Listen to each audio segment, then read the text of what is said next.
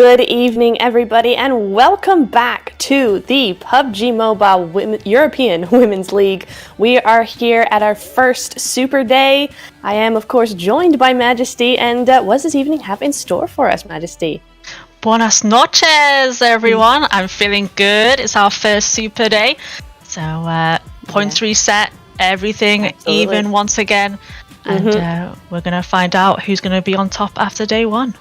Yeah, it's going to be fantastic. And of course, remember that we do have all those points are actually going to be double importance for these next couple of days, because these are the points that will get you to those finals. So the top 16 of these two Super Days this week and the two Super Days next week will be the only things that get you a spot on that final. So yeah, very important that these teams do well here today. Here we go. There are the rosters qualified for the Super Weekend. There's some really good teams here, Majesty. Yeah, we saw them over the last two nights battling it out, earning their spot in that top 16. Some of them pretty much qualified after the first day. And so a real mixed bag, but it's all to play for now. Doesn't really matter about the last two nights. You're all even once again. I'm going to be looking down at the bottom of that leaderboard as well. I think we're going to be seeing the Respect, hoping to get them up there. Some of the other teams as well. Yakut Quality, I think, was a little bit down there as well. So looking forward to seeing how they'll do that. There's your overview as well. So yeah, just what we were just discussing there is going to be on the screen for you now. And look at that prize pool. That is something, isn't it? I mean, it is nice, and obviously you've got the MVP prize as well, so if you do exceptionally well, you're going to get a little bit extra. Absolutely there, and your placement points are all there on screen for us there. So yeah, 13th to 16th get you nothing, no placement points whatsoever, so if you know you're going to go out there, I think it's time to get thirsty. Yeah, I'll be looking for those teams as well. Hopefully if people do get eliminated early, they manage to take a few kills with them just so they can keep gaining those points for the total overall.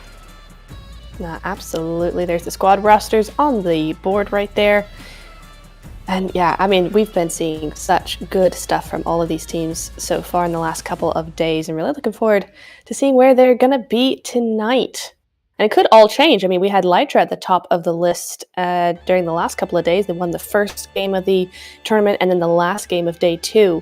But we could see that be totally upset. We could see any one of these teams actually come forward and get to the top of that. So I want to see if they're going to really bring it to the table here tonight. Yep, maybe they're just easing their way into it. Just, playing how they wanted to play the last 2 days. Today, I think A games will come. Absolutely, and you talk about just easing in there. And talking about easing into it there, you got these teams who they don't need to play for the top of the leaderboard, do they? They don't. They just need to qualify, and then they can start going all out. Maybe, so a lot of those teams that we saw maybe just squeeze in there, just did just enough to actually come in, and then they'll come in out fighting here in the first Super Day. So we'll have to see if that is going to be where we're going to be going with these teams. Yep, and I wonder if any of them have gone back to look at the previous games. I'm sure they have done. Check out the other teams, how they play, watch the stream back, watch their gameplay back, and maybe slight adjustments from some of them might come in. But yeah, definitely something to look out for. No, absolutely, and really do hope that we are going to be seeing that from these teams, because we did see a little bit of the adjustment coming through from day one to day two, but we're going to need to see something a little bit better, or a little bit more, shall we say, rather than better, for these teams to come into this next match. Next match, what is it? I think it's going to be a wrangle, isn't it? It's going to be a wrangle. Yep, just the 4 games from us tonight to cast, so a little bit quicker for us. But obviously, every team will be playing every game, so yeah, first game will be a wrangle. Yep, first game is a wrangle. We're going to be getting into that in just a couple of minutes. Oh, there we go. We were just talking about that, so yeah, take it away. What have we got here? Yep, so a wrangle to start, Miramar and Sanhok, and a wrangle to finish. So we're just missing that second Miramar game that was last. But so 2 wrangles, 1 Miramar, and a Sanhok. Very nice. Looking good. Looking forward to it. And because there's a little bit less chance to get those points, I think we're going to be seeing maybe a little bit more aggression. I mean, it could go either way, couldn't it? We could see more aggression because they need more points per game, or we could see everybody go a little bit quieter because they have less chance to make those points. So it could go either way in my view. Yeah, and with those points, because it's the total of all 4 super days, you don't want to take the risk if you just scraped in today and you might not make it next week. You want as many points as you possibly can get from the next 2 days. Absolutely. Absolutely. So very, very excited to see where that's going to be going into the first game we're going to be going into here in just a couple of seconds. But yeah, we'll be waiting. Time's ticking. Let's go. Let's go. Can't wait to get into that. But yeah, so we'll be going into that very, very shortly. Here we go. Into the first game of a wrangle. There is the flight path, or there's the flight itself. Haven't seen the flight path just yet. But if we look at the map, we're going right above Quarry there. So we're going from the very western edge right across to the north. So I think that's going to actually be pretty central, judging by last Miramar. We thought it was going way south, and then it didn't. Yeah. Oh yeah. My scales were way off. Way off last night in Miramar. Way off again. First game in a wrangle. Geography of these distances on the plane, not great. Not great. No, we definitely need to work on that. My goodness. But yeah, so all these teams, they're going to be going to their drop spots. Going to be interested to see if there are going to be any differences to those spots. I don't think there is so far. I'm not seeing anything really different. Goskilla going to be going on down to Primorsk. We're also seeing Lytra over at the military base eventually. I mean, they're just still on their way there. And Cave. I don't think we saw Cave go Quarry during the couple of days, so that's a new one for me. We also got the Wildcats going over to their spot over by Georgopol as our Nightmare, so that's all normal, good to go. But yeah, I'm seeing Cave go to the west side over by Quarry, so it's new for me, not seeing them do that before. Also got is that Onyx? Yeah, that's Onyx down on the coastline there. But oh, there is that that circle, and it is very much an island circle. Still could go up to the mainland, but it looks pretty islandy to me. Yep, and it looks like Onyx have done a 2-2 split already on their landing as well, just on that southern coast there. And the teams early on are going to head for that island, I think. Later we can see already making their way on the bridge. I would expect maybe Besiktas to be one of the first to come through. And close enough to pull yourself back down to the compounds if you need to take them. So maybe they'll just split up, send a couple out, and a couple will stay in the military base itself. Yeah, and that's a pretty good point, actually, because you don't actually get a whole lot of traffic going through to the military base itself. It's all in those bridges. It's all really to the north side of the island. So yeah, it makes a lot of sense that teams would want to come over to where those heavy traffic areas are and try and get a few extra points before going back over to their original spot if they can. We're going to be seeing those spots being taken up by Lytra, though, and it's a great little split coming in from them. They got one at that bridge itself, or rather 2 at the bridge itself, and then 2 on either side of these hills, just scouting out and being that backup in case Sonder and MVD they missed a couple get through their fingers. Rise of Queen's going to be on that other bridge, though, so nowhere near Lytra. They're going to be using that eastern bridge, and in fact, they're going to go through unscathed. There is no one here to stop this coming through. Elif's going to be grabbing that coup for herself. Very nice. And Rise of Queens, they do like to do this, so they're going to be crossing that bridge first and then gatekeeping it. So that's what we've got going on there.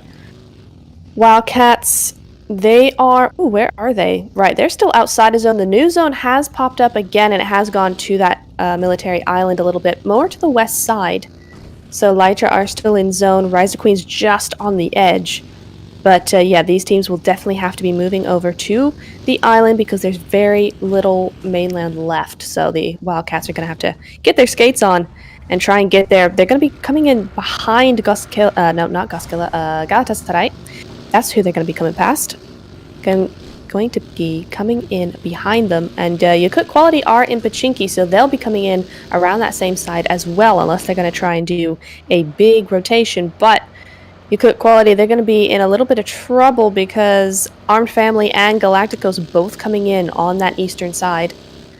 Meanwhile, the Wildcats, yeah, here they come, straight into Galatasaray. I think they'll be avoiding that compound for now, but we will see.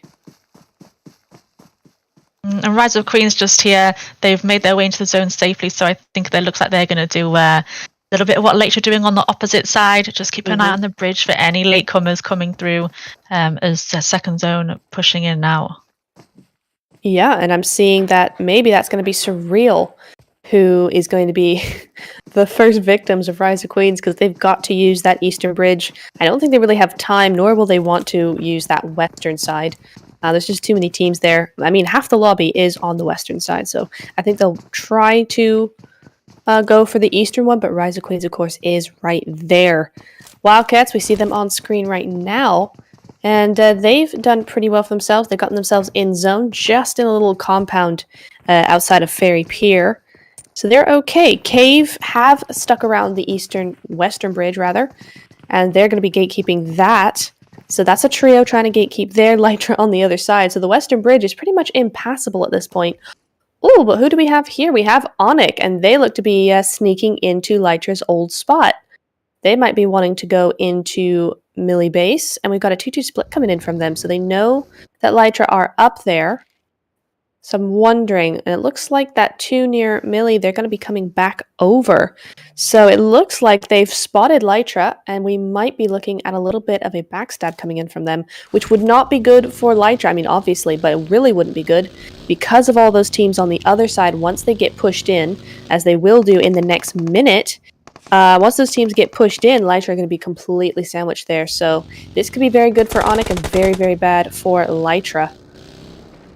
We got a fight in the blue zone there as well between Galacticos and so I keep thinking I'd say that wrong, and Surreal Esports as well out in the blue.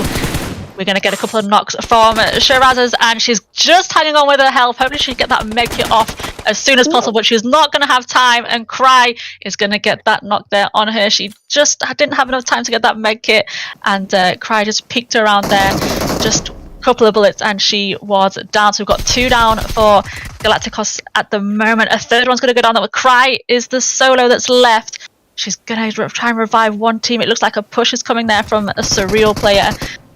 She's got time to heal up now. Can they make this? I think Leah, is that a nade coming through? It's a nice one, yeah.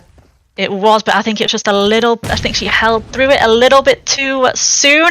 So they had time there just to get up. She managed to make her way out of that. But still, Purple there going down as well. Oh, Lorna is going to get re-knocked, and there's only that one solar layer left for them. It looks like she's going to dip out of this, make her way across the bridge, get out of the blue, get out of this fight. Can she make it? They're trying to spray her buggy up. It's damaged. I'm not sure if she's going to be able to get far enough with this to escape this. She might, but then she will have to go on foot. So she's either going to have to make it over the bridge, or she's going to have to take that water. Either way, she's going to have Galacticos there right behind her, chasing her down. Buggy, not great for her right now. No, not at all. Not at all, but it looks like Laya is going to get across there because, of course, Rise of Queens, they've had to move into that new zone that you're seeing just there. So they are no longer by the bridge, and it's looking like she's going to actually get away with that. But Galacticos are hot on her heels. They used a little bit more of that time to heal up and loot up, and now they are on their way.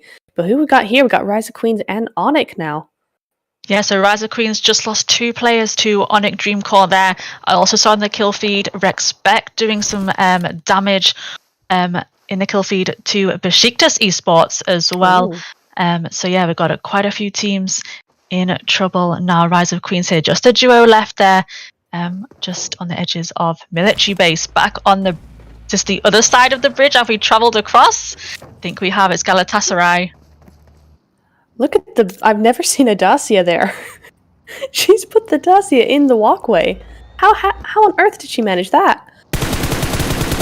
The driving skills have obviously improved. Yes, and we've managed to negotiate the vehicle through that little gap all the way down onto the walkway. And we can just see their Wildcats as well coming through there, speeding across the bridge. Mev is going to get taken down there. So we're going to have a little three-way battle here on this bridge. She spots her there. And, Cave Divas going out there in 14th with 1 kill. That's not a great start for them, but the fight continues. Oh, God. Looky here. 2 for the Wildcats down. Dead or down.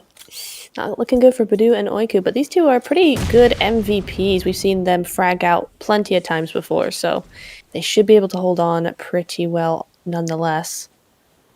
Seen Yakut quality to the play zone? Oh, so Yakut got stuck behind them. Okay, so Yakut kind of got stuck. I don't think they've been in any real part of this fight, but they have gotten very stuck. Oh, she's going to get sprayed straight out that buggy. She does, and she will be another victim of Galatasaray. Leaving just a solo left, but she's made it across there. Yeah, unfortunate. They all came through that bridge as a squad, and only a solo will survive. Oh, that's going to be surreal out to the zone as well, I think. So that's her out in 13th, but she managed to hold on just for a couple more placements. But unfortunately, of course, that still is not going to get you any placement points because 13th is still 0. 12th is where the points start coming in, so that's a real shame. Yakut quality as well, getting just 2 points there, going out to the zone. Ponyo couldn't hold out against those other teams as they fought, so they kind of got backed up, I think, kind of got stuck behind all those teams, had to wait for them to finish, and just had to wait a little too long there. This is interesting for Nightmare. We saw them do a botation earlier, so they went all the way around, completely missing out all of these teams, and had just been working their way slowly up from the very south side, south coast of the island. So they're still a full squad and they're ready to go. Yeah, so we've got a couple of teams here in our next zone as it starts to close in. Is a military base zone. So later, been here pretty much from the start. Here they are now. That's Goskilla moving in as well. See if Sonny can get any advantage from this. No, but it's a respect player from behind taking that Letra player down, and Sondra is going to go down to respect as well. So it looks like they've exposed themselves a little bit too much while they were focusing on Goskilla and taking a few knocks there to respect. Oh, that's going to be the Wildcats going out as well. Oiku just getting a little caught out there. And I think that's to Nightmare as well. So Nightmare going to be getting that extra point. And unfortunately, Wildcats going to be going out there in 11th place. So not the most horrible of starts considering the kind of traffic jam that was that Western Bridge. But not what they wanted at all. Oh, that could be very nice. Molly coming in there from Katum of Ghostkiller. Not enough. She's looking very low though. She is indeed. Just couldn't quite get that extra HP off of her, but no! Oh, Rise of Queens coming in as well. And I think it's about to get chaotic. Ghostkiller here got to focus on a couple of different teams. Onyx Dreamcore right in front of them as well. Still, she's going to take her buggy in. Oh, she just manages to make it there behind the plane. That's a great little spot as well, right underneath those planes. That is a great spot in there. By grouping up like that, they can use all those buggies as more cover, so as long as they're all already blown up, there's no damage to be sought from there. Nightmare trying to get in as well. Oh. I don't think that's a great stop there from Nightmare. I think they're a little bit unfortunate. I think she wanted to go through the gap. Whether she really wanted to do that, I think they've just stopped there, not realizing there could be people just behind them a little bit. They see them take a little bit of damage, and yeah, with the teams in front of them too, Dreamcore and Ghostkiller, they'll be hard to get out of that fence area. Yeah, for sure. That's gonna be a real difficult one for them, but they still are managing to get some suppression shots over on to Galatasaray as well. So, oh wow, they've held out. They look all right now. For now, at least.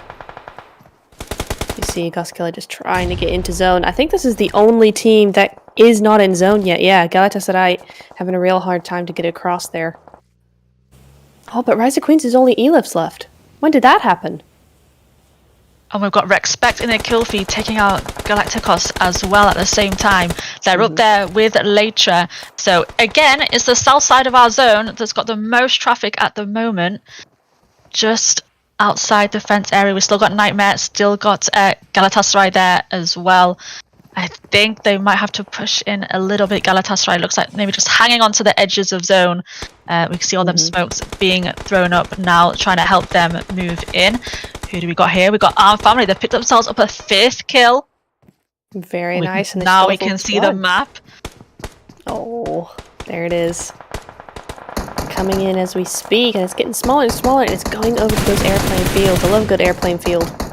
Or rather, it's just the airport field, isn't it, really? All Rise of Queen's going to be going out there, so that's them eliminated.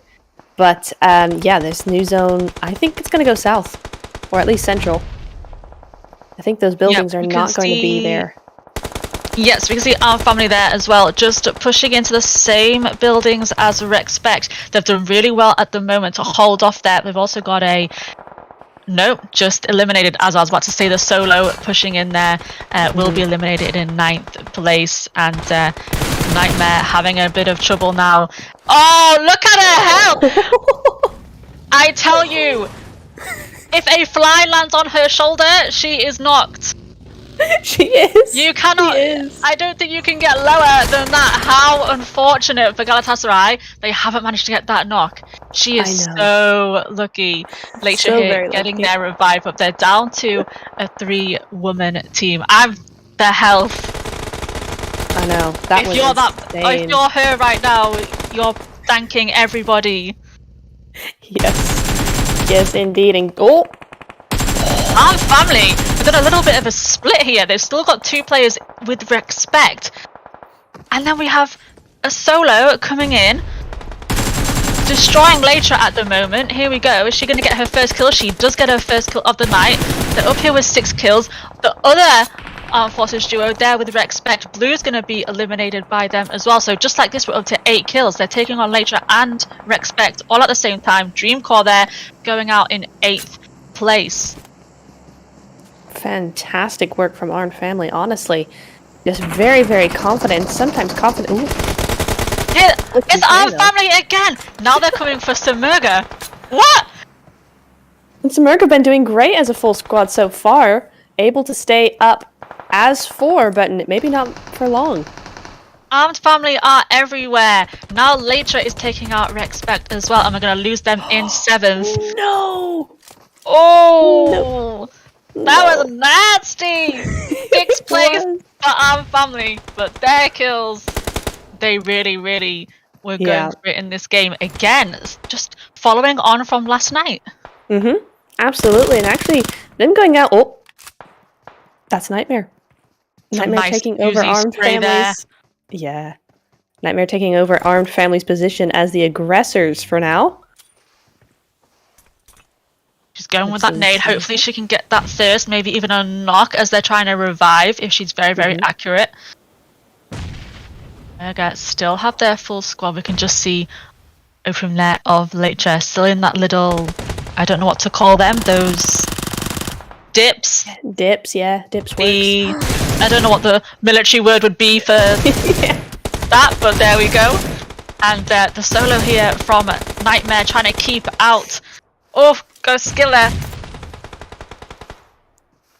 Doing good though. Oh, maybe not for long. The volley comes in. I think she might survive that. I think she has, and she should be able to. Oh, the nades coming in there. 2 eliminations at once from the nades. See Samurga go out in 5th place. Jeez, Latra with those nades. Fantastic work from them. And now it means that we have 0 full squads on the board right now. 4 teams, and they're at least a trio or less. Actually, it's a trio and 3 solos. All of a sudden, it's Gus Killer's game. Yeah, and Nisa here still trying to keep them out on her own. She's holding them off so far. Can she pull off a 1v3? She's got the No, unfortunately not. No! It's Latra from the back who take that one, and they will be eliminated in 4th position. Who do we got left? Got Skiller, Latra, and Galatasaray solo as well. Tafita hanging in there. Yeah, 4 kills there for her. Oh, but she sees him. Oh, and that's a nade. That could be cheeky.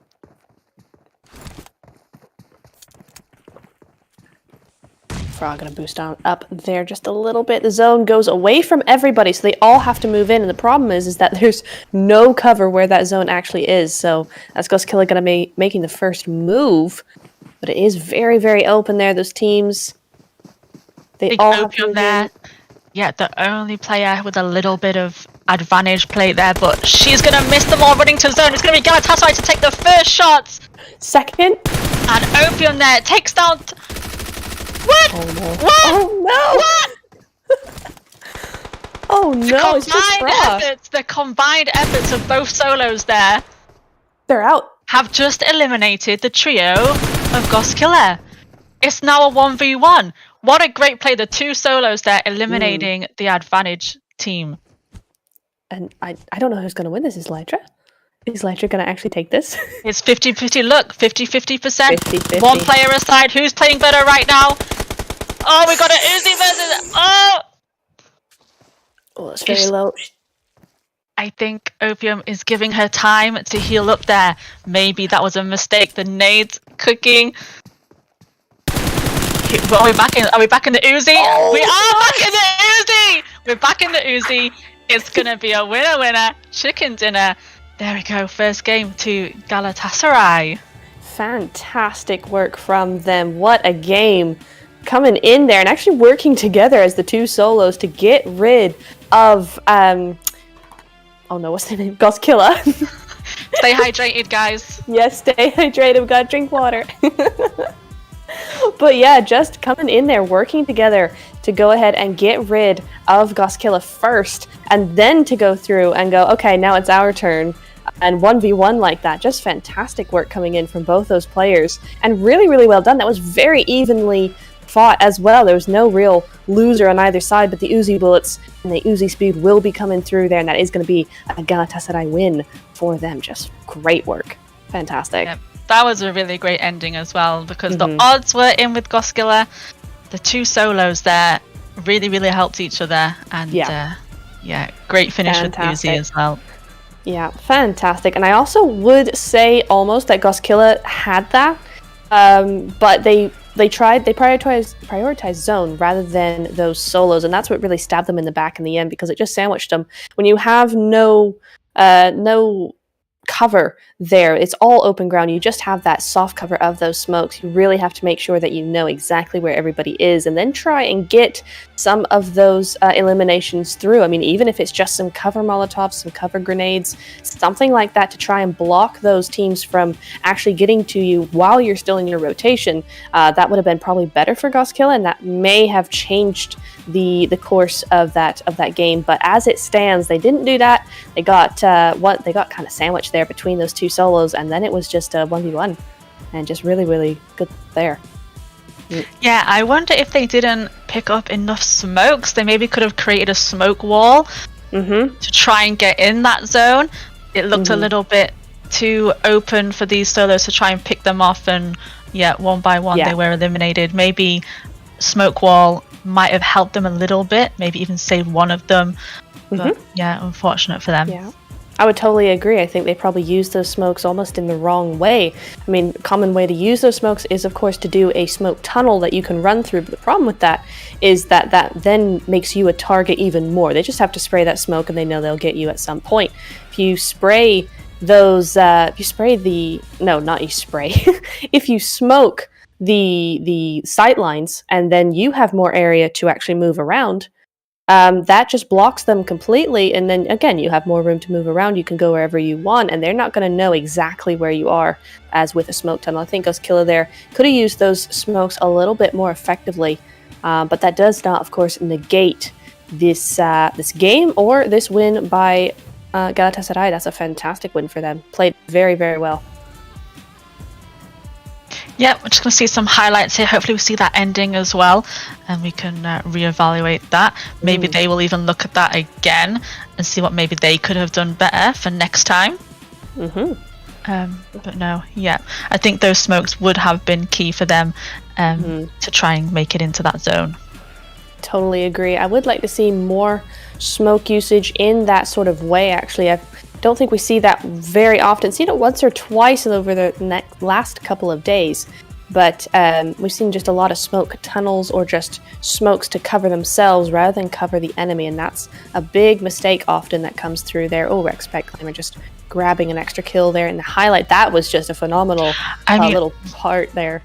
Yeah, our family really stormed through that next zone. They did that 2-2 split. They were taking on Respect, taking on Later, then they came for Samerga. I think they had kills on quite a few teams. And I think they went out with quite a lot of kills as well, maybe 8 or so kills for them. Yeah, I think that's 9 right there. Yeah, 9 in the end.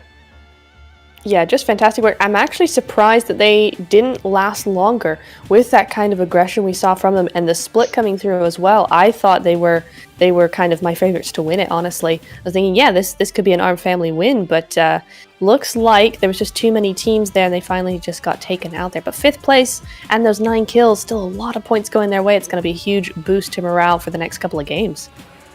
Yeah, there we can just see the Latra solo. I said from her position she would be able to see them running across, and obviously it worked. She took them out, and then Galatasaray solo was able to move in as well.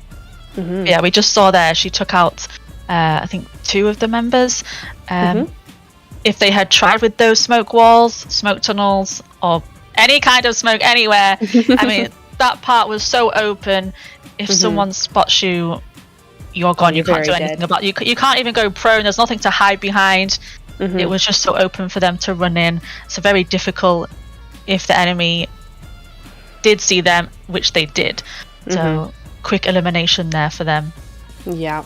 Hey, but they didn't win the game, but they are going to win MVP. So that's going to be Kawhi there as our MVP for that match. And then, of course, we got the most damage dealt. Looking good.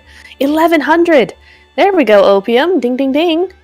That is the bell of 1,000 damage going over to her, 1,132 damage. And there's actually quite a big difference between these 3 players. There's like over 100 between 1 and 2, and then about 100 between 2 and 3. So that's a big shift in damage compared to what we've been seeing the last couple of days. Yep, so maybe now they've had their 2 nights of league play. Now we're really going to see them step up. And I think after that first game, that's what we've had. Yes, definitely agree. They're playing this. There's just a difference in how all these teams are playing. It's not that they're playing seriously now, because they were always playing seriously, you could tell. But we're just seeing a different side to all these teams. It's just a little bit more competitive almost, as it should be, because these are bigger stakes involved. They're here at the Super Day now, rather than those league weeks or league days. But yeah, it just all feels a little bit more competitive, a little bit more sweaty. And yeah, looking really forward now to that Miramar game and the Sanhok. Imagine the Sanhok. If Erangel is this bad, how is Sanhok going to be? So chaotic. Yeah, it's going to be a good one tonight, I think. And with it being the only Miramar, those teams that favour Miramar, maybe we will see them put a little bit more pressure on those other teams. Absolutely. There's that longest elim distance there. We're going to be seeing Zenta there, 180 meters. That's pretty long for an Erangel game. So Nightmare still going to be on the leaderboard somehow. We always see him there, and it's going to be Zenta this time in that 180 meter distance. Then Lytra with Sunny, 176. And then Carly with from Galatasaray there with 134 well. So very nice elim distances for those teams. Pretty good. Oh, match ranking, Majesty. Here it is.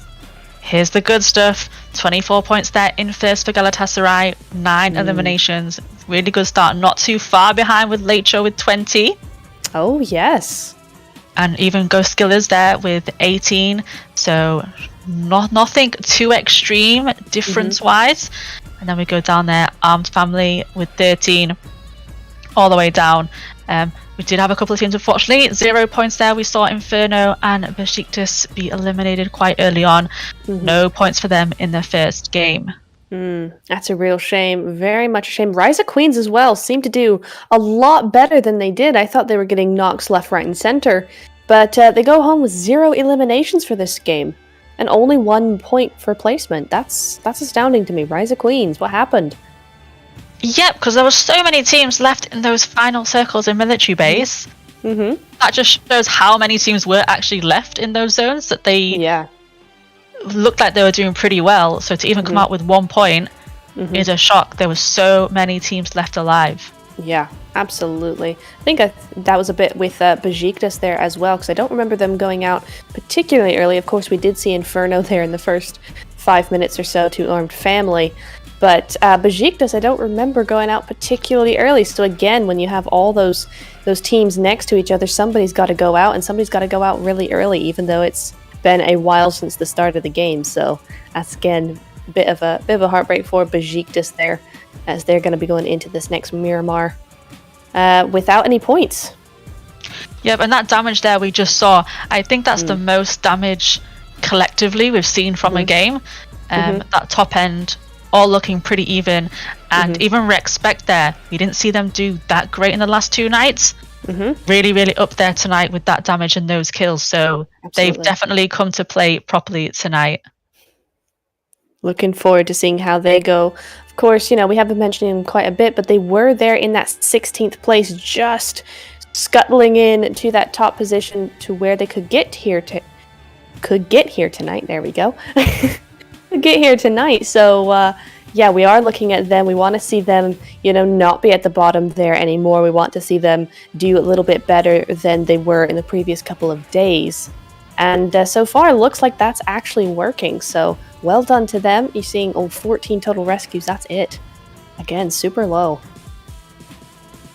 Yeah, a lot of those stirrs came in pretty quick tonight. They're not taking any chances. Not at all. If those knocks come in, they want those kill points this time.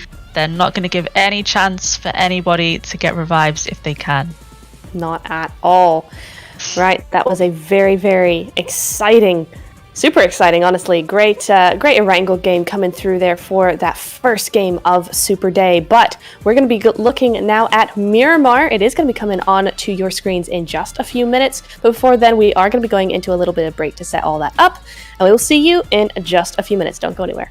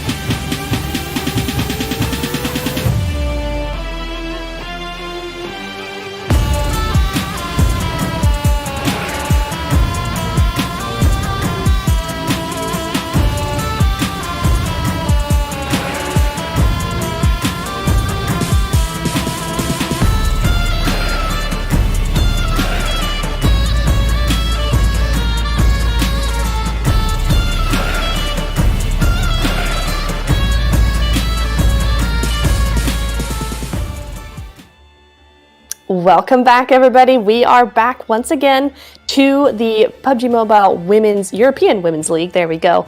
We're going to be going into Miramar very, very shortly. But yeah, before that, okay, come on. We've had a couple of league days now. We know what these teams are up to. Predictions. I want to hear them. What we looking at? Always give me this question. It's the worst question to try and pick out a team. It is. I still feel very good about Galatasaray. Mm-hmm. I know they just had that chicken. I feel good about them for Miramar. But Armed Family have been impressing me. Ooh. And I think with those kind of kills, the aggression, they played very, very good in Miramar yesterday. Keep an eye on for them as well. Alrighty, that's actually a really strong prediction, honestly. I would tend to agree with you. Galatasaray very strong over on the Miramar side, and then again, Armed Family been showing us what they can really do. I mean, both on Erangel and on Miramar, the last game, or last day rather, yesterday's games, they were doing really well over there. I'm gonna be putting my cards in for the Wildcats though.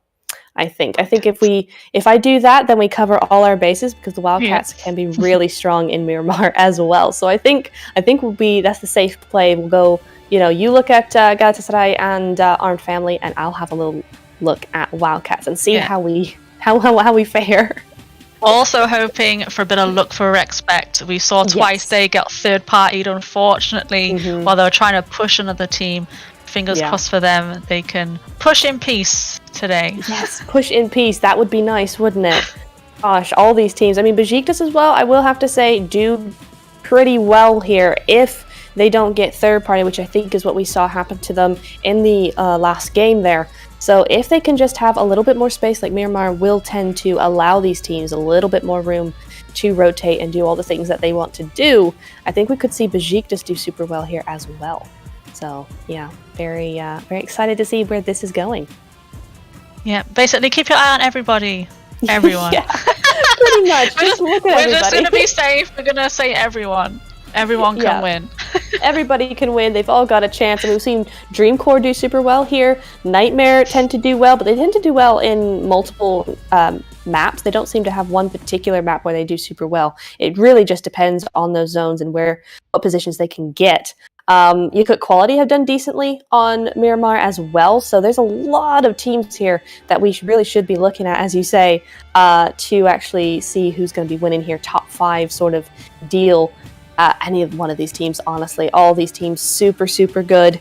And we will be getting into that game in just a minute, as you see on your screens there. 1 minute, 5 seconds. Keep seeing that. Yeah, and don't forget, if you are watching the live stream, you're in that chat, show your support for your teams, hype up your girls, let us know who you think will take Miramar and the most points from day one. Always interesting to see what the viewers think as well. So let us know as well in the chat who you think you might take this next win. Absolutely. I mean, I did have a little sneak peek at the chat there right before it actually started, while we were still in waiting mode, and somebody in chat was just spamming Galatasaray. So I think there's a lot of support for that team coming into chat going into tonight's games.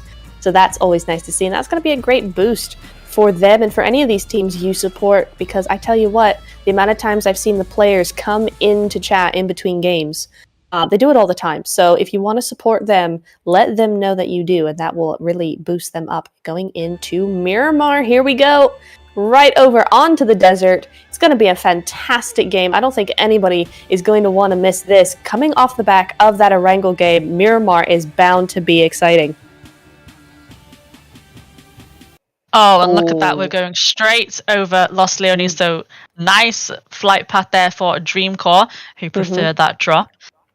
Yes, very nice for them. Also going to be really nice, I think, for Besiktas. Oh, never mind. They've already dropped. I was thinking Besiktas went to the cliff compounds just south of Los Leones down there, right on that coastline. But I think they've decided to go for Campo Militar or maybe Torre right now, which I always like to see. I always like these plane paths when they go over next to Campo Militar. You never get a zone up there, but there's just such good loot. And if you're the only one there, It's a bit difficult because there's only like one car there, maybe two. So if you get a couple teams there and you don't get that car, you are just messed up for the rest of the game. But if you're the only one there, Campo Militar has some fantastic loot there for anybody. But Besiktas not going to be using that, not going to be taking advantage of that. They're going to be up by Torre. Goskill, of course, going up by La Cobriera. Well, we see a little bit of hot dropping going on down by San Martin, or rather Hacienda. Oh, we never see a hot drop on Hacienda, but it's going to be... Oh! I have to interrupt myself there. That zone. Oh, no. You're saying, oh, no. I'm saying, oh, yeah. Oh, yeah. Absolutely. I mean, for us, absolutely. For them, this is going to be already a difficult one for them.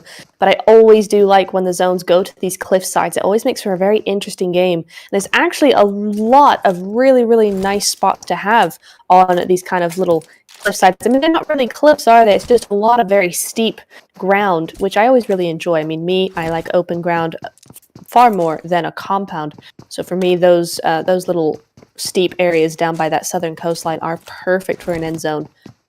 And that's what we're going to be getting there. But our family, they're going to have a nice little spot down in Impala. Going to be looking on them right now. See where that aggression gets them into this Miramar game. Well, looks like Rise of Queens have decided to stay away from... Can't even quite see who that is. Is that you cook quality right there? Yes, it is. It is. I think brown. I'm a color person, so I think brown is your cook quality, and then the other brown is Galacticos. Yes, it is. All right, so those are the browns. I know who they are now. But yeah, there you go. A lot of teams. You got 2 teams in Los Leones, and then you also have a few others just to the north of that. So pretty populated over here. Pecado, Chupacera, and La Bandita all looking occupied there. There's Respect, though. They're over by Cruz del Val, so they're up to the north side. And they're going to be moving down pretty quickly, I think. Just going to be looting on up there, but they already have those vehicles in place, so they're ready for a hasty exit to that circle. And honestly, for most of these teams, I'm going to be looking at them going down to the south. They need to get those points. No, get those place point. No. God, goodness sake. Get those placement? Yeah, we'll get those places, get those areas. There we go. They need to get those positions. There we go. They need to get those positions locked and loaded, ready for the onslaught of teams that are going to be coming down from the north side. Because I'm not seeing anyone there. I mean, of course, the zone or the flight path did facilitate some of that, but there's not a whole lot of compounds to be had there. It's not very good for looting, unless you're going to spread out pretty far. And it looks like the teams that tend to do that, Besiktas and Yakut, maybe a little bit of Rise of Queens there, they've not gone for that. So that south side is completely open for them. And I'm going to be looking at the teams that get there first as the teams that are going to have the better time here. Yeah, we can just see there in the kill feeds, your cook quality going down to Rise of Queens at the moment. I think back over in Hacienda. Mm-hmm. So it looked like they were going to pull away, but here they are. Oh, actually pushing now on, is that May? That is, yes. I think she's in that dumper truck. She is. Oh, she's going to get knocked as well, unfortunately. 2 early kills for Rise of Queens. So obviously cook quality there have done 2-2 split, and they're going to lose the first 2 members to Rise of Queens. Oh, what a shame. Yeah, Rise of Queens really not taking any risk there. All 4 of them powering towards that little truck. And yeah, she had no chance. He had 2 on either side of her. She did what she could, but yeah, there was no going back there. She was done for, unfortunately. Yakut quality going to be going down actually to a solo. They're only a trio in this Miramar game, so they're down to a solo. Oh, they didn't have a full squad. Oh, no. So just a trio. Yeah. Solo left now will have to do a lot of work. Mm-hmm. The question is that solo Ponyo? Yes, it is. If it is Ponyo, oh, happy days. They'll be fine with that. Yeah, they should be. Oh, it's going to be Inferno chilling out here just below Picado, but Cave Diva's right there. But I think they're going to escape that for now at least. They're going to be moving away from the Cave Divas, so no fight going on just there. But yeah, Rise of Queens with those 2 early kills, they're going to be looking very nice now. Hopefully, what I want to see is that not, you know, making them a little bit too aggressive. You know, oh, we got 2 kills early, time to go get the rest of them, you know, all that sort of stuff. Sometimes, depending on the mentality of the team that's already in place, you will kind of see that start to change the play style and how they're going to be playing the rest of the game. And a lot of time that doesn't work out for these teams. So got to still keep that discipline going, keep it rolling, just keep on playing as they are. If it's working so far, it will work further on in the game if you don't, you know, change. I mean, obviously adapt to what the circle is doing and what differences that brings in, what variables, but at the same time, just got to make sure that you don't actually end up changing anything for no reason just because you're getting a little too confident, a little overconfident with those early kills there. Are seeing some action in the kill feed though. Oh dear. Not going well at all for Samurga. Yeah, it looks like Samurga there. Yeah, getting taken out by Nightmare. There they go, 3 kills for them, and another team left with a solo very, very early on in this game. Oh, what a shame. But yeah, looks like they just got caught out on rotation there, perhaps. Just trying to have a little look-see. So yeah, Samurga looks like they may have been just a little bit separate there. And looks like Nightmare just were able to roll on through and get that. Yeah, that's definitely a rotation kill right there. You see the smoke and Murado, or on fire Murado. That's way past smoking. And yeah, so Zenta is going to be able to loot up there. Thanks for the free loot, Samurga. We're going to be taking that very nice indeed. And that's 3 kills now going over to Nightmare. Good stuff there. Good stuff. So yeah, total of 5 players been eliminated so far. We are seeing that zone continue to come through here. We're not seeing the new zone just yet, but I'm wondering if it's going to go farther south. We are seeing a couple of teams start to creep down to the south coastline. One of those being Nash, actually. So Nash, of course, Nash Dello Inferno being the full name of that team. But yeah, they're starting to kind of creep down, not going too far south there on your screen as you see them. But yeah, they are there in amongst those names rather, and Nightmare looking to be very close to them, and Samurga actually. Yeah, it looks like they're possibly trying to head a bit further south past Los Leones, as well as that first zone is still coming in. I think we're gonna have a little bit of a fight breaking out here though. Yeah, already moving into this compound. Yeah, they know Samurga's there. Okay, so we do have a fight coming down here, and it could potentially be in between 3 different teams if they're not careful here. Who they're looking for. DreamCon not too far away, and that zone is sticking with Los Leones, so they'll all be good there now. Oh, and there we're going to see the elimination of Samurga. GG's, unfortunate to say the least. But I think that's it's our first team going out, so Samurga going to be going out there in last place. But I do like to see that zone has continued its southern trajectory. So even though it has actually moved center, we will be seeing that coastline come into play. And again, whoever gets there first is going to have a much better time of it. Now you're seeing Surreal and Galatasaray. Ooh. I just want to point out right now, Loina has an M24 equipped. I'm very excited. I want to see some headshots. I want to see some long range.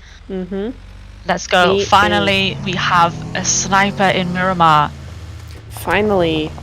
Yeah, looking good. Love the representation coming through there. Ooh! We saw this was going to happen. And it is. So we have Inferno here. Nightmare just below them. Think a little spread out here too. But looks like they're not engaging too much just yet. Oh, Surreal are though. Just with that van managing to get out of there, and I think someone has just dropped themselves off a cliff perhaps and knocked themselves again. Of course. And it is Armed Family with Surreal as well, and Rex coming through to get involved. They're doing the third party this time, taking out Surreal and Armed Family. Oh, That's So a lot of kills going Respect their getting way. some kills here, 3. So this time Respect aren't the victims, they're doing the damage, and they're coming for that third party now instead. Really, really nice stuff for them. Great to see they're very aware of what's kind of going on and aware of those third-party opportunities, because that's where, in this kind of level of competition, that's where you're going to get a lot of your kill points, or if you're really smart about it, that's where you're going to get a lot of your kill points. Those third parties, because they don't do a whole lot to you. It's not a high risk sort of play, but you can definitely farm a lot of kills if you just are aware and have a look-see and just make sure that you know where everyone is and where those opportunities are to actually get them and get those points for yourself. Yep, so it looks like Nightmare just pushed down to this compound here, but they don't have the advantage of those hills and they are being overlooked. So any movement by windows, doors, if they try to jump out, eyes will be on them straight away. For sure. And right now, Inferno do have that high ground advantage. Nightmare have to know they're there, though. I mean, I think they do. They're being pretty quiet there on that little mini-map. They're not going all out, but looks like it's actually a really nice little hill that Inferno have got a hold of, actually. It's a nice little spot.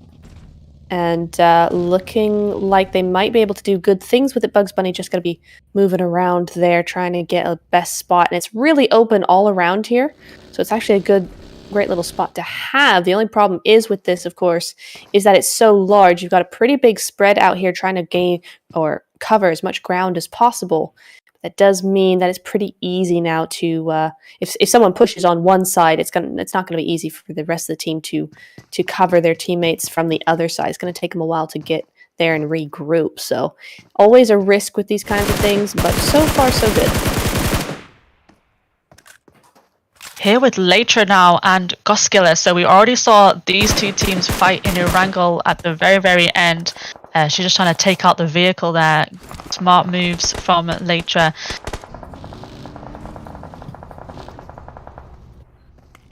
They just got just the one knock at the moment. Are we going to get a second? We are. Oh.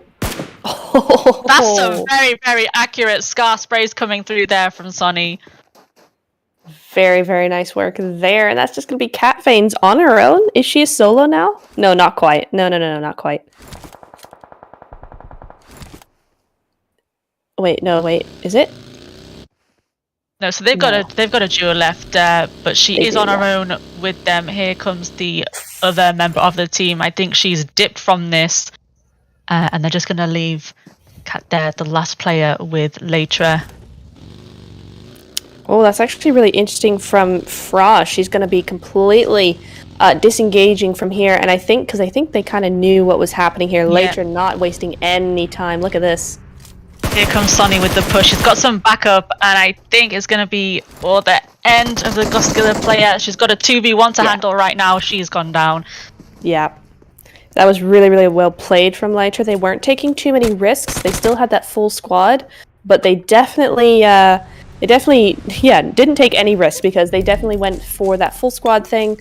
But what was really nice is that kind of split they were using, just completely surrounding Cat Veins, unfortunately for her, but very, very nicely played from Latra. They are going to get that kill. So Fra's going to be on her own.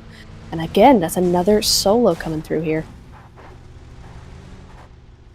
Yep, I think quite easy for solos to survive at the moment on Miramar. It's so big and so many little. You know, you were just talking about how the solo's going to survive. The solos, nah, it's the curse. I'm telling you. It is. Goskilla, I'm so sorry, but that is going to be 15th place for them and 0 points. 0 kills, 0 points. Not good.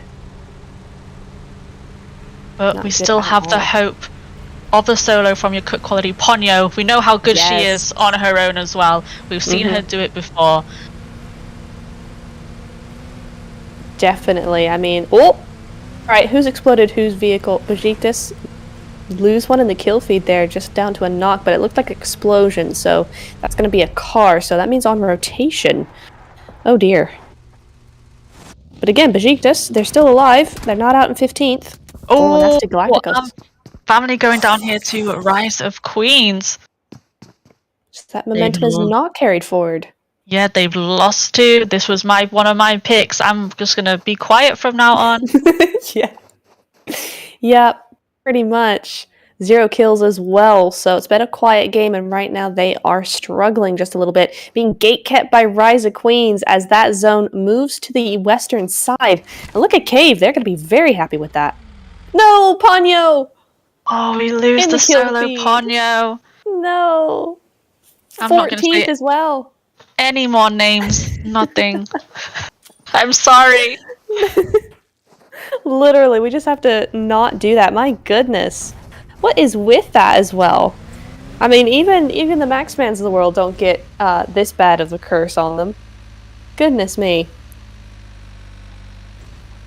But yeah, there is a Nightmare trying to make that rotation into zone. They're going to be moving in from the south side, as is Surreal. But the problem is for Nightmare, so is Respect, and they're going to get in there first. So they're kind of going to be there in between, but they're all moving in towards Inferno. Yeah, I'm crying right now because we just lost our family in 13th place, and there goes Galacticos as well in 12th. Oof. But to Galatasaray, that was your other pick. They have 1 kill so far onto Galacticos. And they're going to be moving in, and very nice spot for them. I do love this crate area of Los Leones. It's where me and my team always used to drop back when I played NA. It's just a really, really good spot to move out from, but also to hold. You just have to be smart with it. At the moment, though, Fire just going to be there in the open. Oh, dear. Maybe not a great spot for them right now because Besiktas are coming as well. We've just switched away from it though, but you can see Besiktas coming up behind them, and Lex is going to go down to Opium of Latra as well. So Latra not too far away, just in the edge of Los Angeles we can see there. So maybe they can see down onto the teams down here, and yeah, looks like they're getting picked off by Wildcats coming through as well. Oh, very nice for them. Yeah, Wildcats got a superb spot up there, and of course they are still in zone, so they just got that overview of everything happening on the lower areas of the zone. Might come back to bite them if the zone continues that western trajectory, but for now, it could be a very nice little kill maker. Yep, zone pushing in, so it'll be interesting to see where we're going to head to next, whether these teams will have to quickly move or not. If it stays with them, they can carry on their fight here. Or will we see the shift? How fast will these teams want to move in? And I think for Galatasaray there, they could have made that work a little bit better, but I think they just over-peaked that area. We're a little bit too comfortable with that open space in between the ridge and that building. And I think that's really what got them in trouble there. If they had just stayed a little bit more or closer to cover, or maybe been a little bit more careful with what angles they were allowing the other teams to have around them, I think they probably would have been able to focus on Besiktas a little bit better than they were able to. But as it is, they are going to be going down to that duo for them. So have to see how that works out for them. Yeah, Dreamcore here, throwing these nades onto Rise of Queens, trying to gatekeep them a little bit. They won't be able to get through zone unless they're going to come past Dreamcore. It looks like they have that one vehicle though. Maybe they can send a player to the zone. The rest of them will have to watch out for those nades flying. Do you see that zone? Zone shifted north. It's way north onto this area, so once again, Cave Divas have a fantastic spot, but that means that we now have 6 teams outside of zone, just to the south. Always the south. Always. Every single time. But Diva's going to be very happy with this. Oh, nice usage of the vehicles, actually. She's very lucky there that she didn't blow herself up with that. I think she just jumped out at the right time. She did, yeah. Oh, the play zone! Yeah, Rise there, the damage from Dreamcore, the pressure keeping them out. We lose Rise of Queens in 11th. Oh, that's a real shame there. Elytra as well as Surreal, they're going head-to-head there in that kill feed as well. We are looking at Inferno right now. Oh, who's this that's come up to them? Ah, it is Respect. Okay. It's Respect, and I think we must have lost Surreal in 10th place. I don't think it came up right there, but I think we lost Surreal in 10th. But yeah, Respect here, also trying to get into zone. Inferno keeping them out at the moment. Looks like she's got time. She's got that revive pick back up. And will Inferno stay here to get these kills? Are they going to head for zone? I mean, they're not being too quick about it. Oh, that heal! Oh, blue! She got cut out, but the knock Nice comes cover in there from Amira, yeah. Delicia, meanwhile, has moved on. So, she's going to be a solo. So even if Respect go out here, they've done a number on Inferno there. Oh, Galatasaray as well, not having a good time. Oh no. Besiktas in 9th place, and then RX back to the play zone in 8th. How did she survive in that vehicle? How? Oh! That was just a one tap! What is happening? Lytra! Oh, here comes the nade. Gonna be enough, not quite. That's a half healther though. There we go. The nade comes in and confirms that kill. Nice there from Sonny. Gets her 4th one tonight. She's, oh, look, another low health. She's got to be careful with that jump. That jump could have knocked her then. If she's not careful. So close. Oh, and here comes Dreamcore now. Oh dear. Right onto cave. We have an M2 for knock in the kill feed as well on Leitcher from the Nightmare team. She's using that sniper. Lovely. Love to see that long range coming in. Oh, that's a reset. Okay. Look like Diva's here getting pushed by a couple of teams. Dreamcore right in there with her, and Inferno just outside. And there you go. That's what I've been meaning by that kind of suppression Molotov there. Just going through that doorway just to make sure that they can't go through there for the time being, at least gives them a little extra time. So great stuff coming in there by the Divas. Oh, and it looks like a bit of a 2-2 split as well. So it's just the duo. Yeah, they got that player in the zone already. So just the duo here to face a Dreamcore. They are pushing in now. They want to get in this zone as well.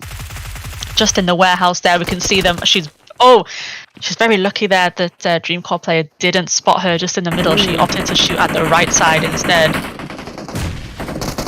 That could be nice. Not quite. Nice to see that that Cave Divas have regrouped there a little bit more, so that's nice. They're not going to be stuck in that compound. Oh, that's a nice Molotov, though. Going to be Inferno going out there in 7th place. GG's, though. 7th place, pretty good.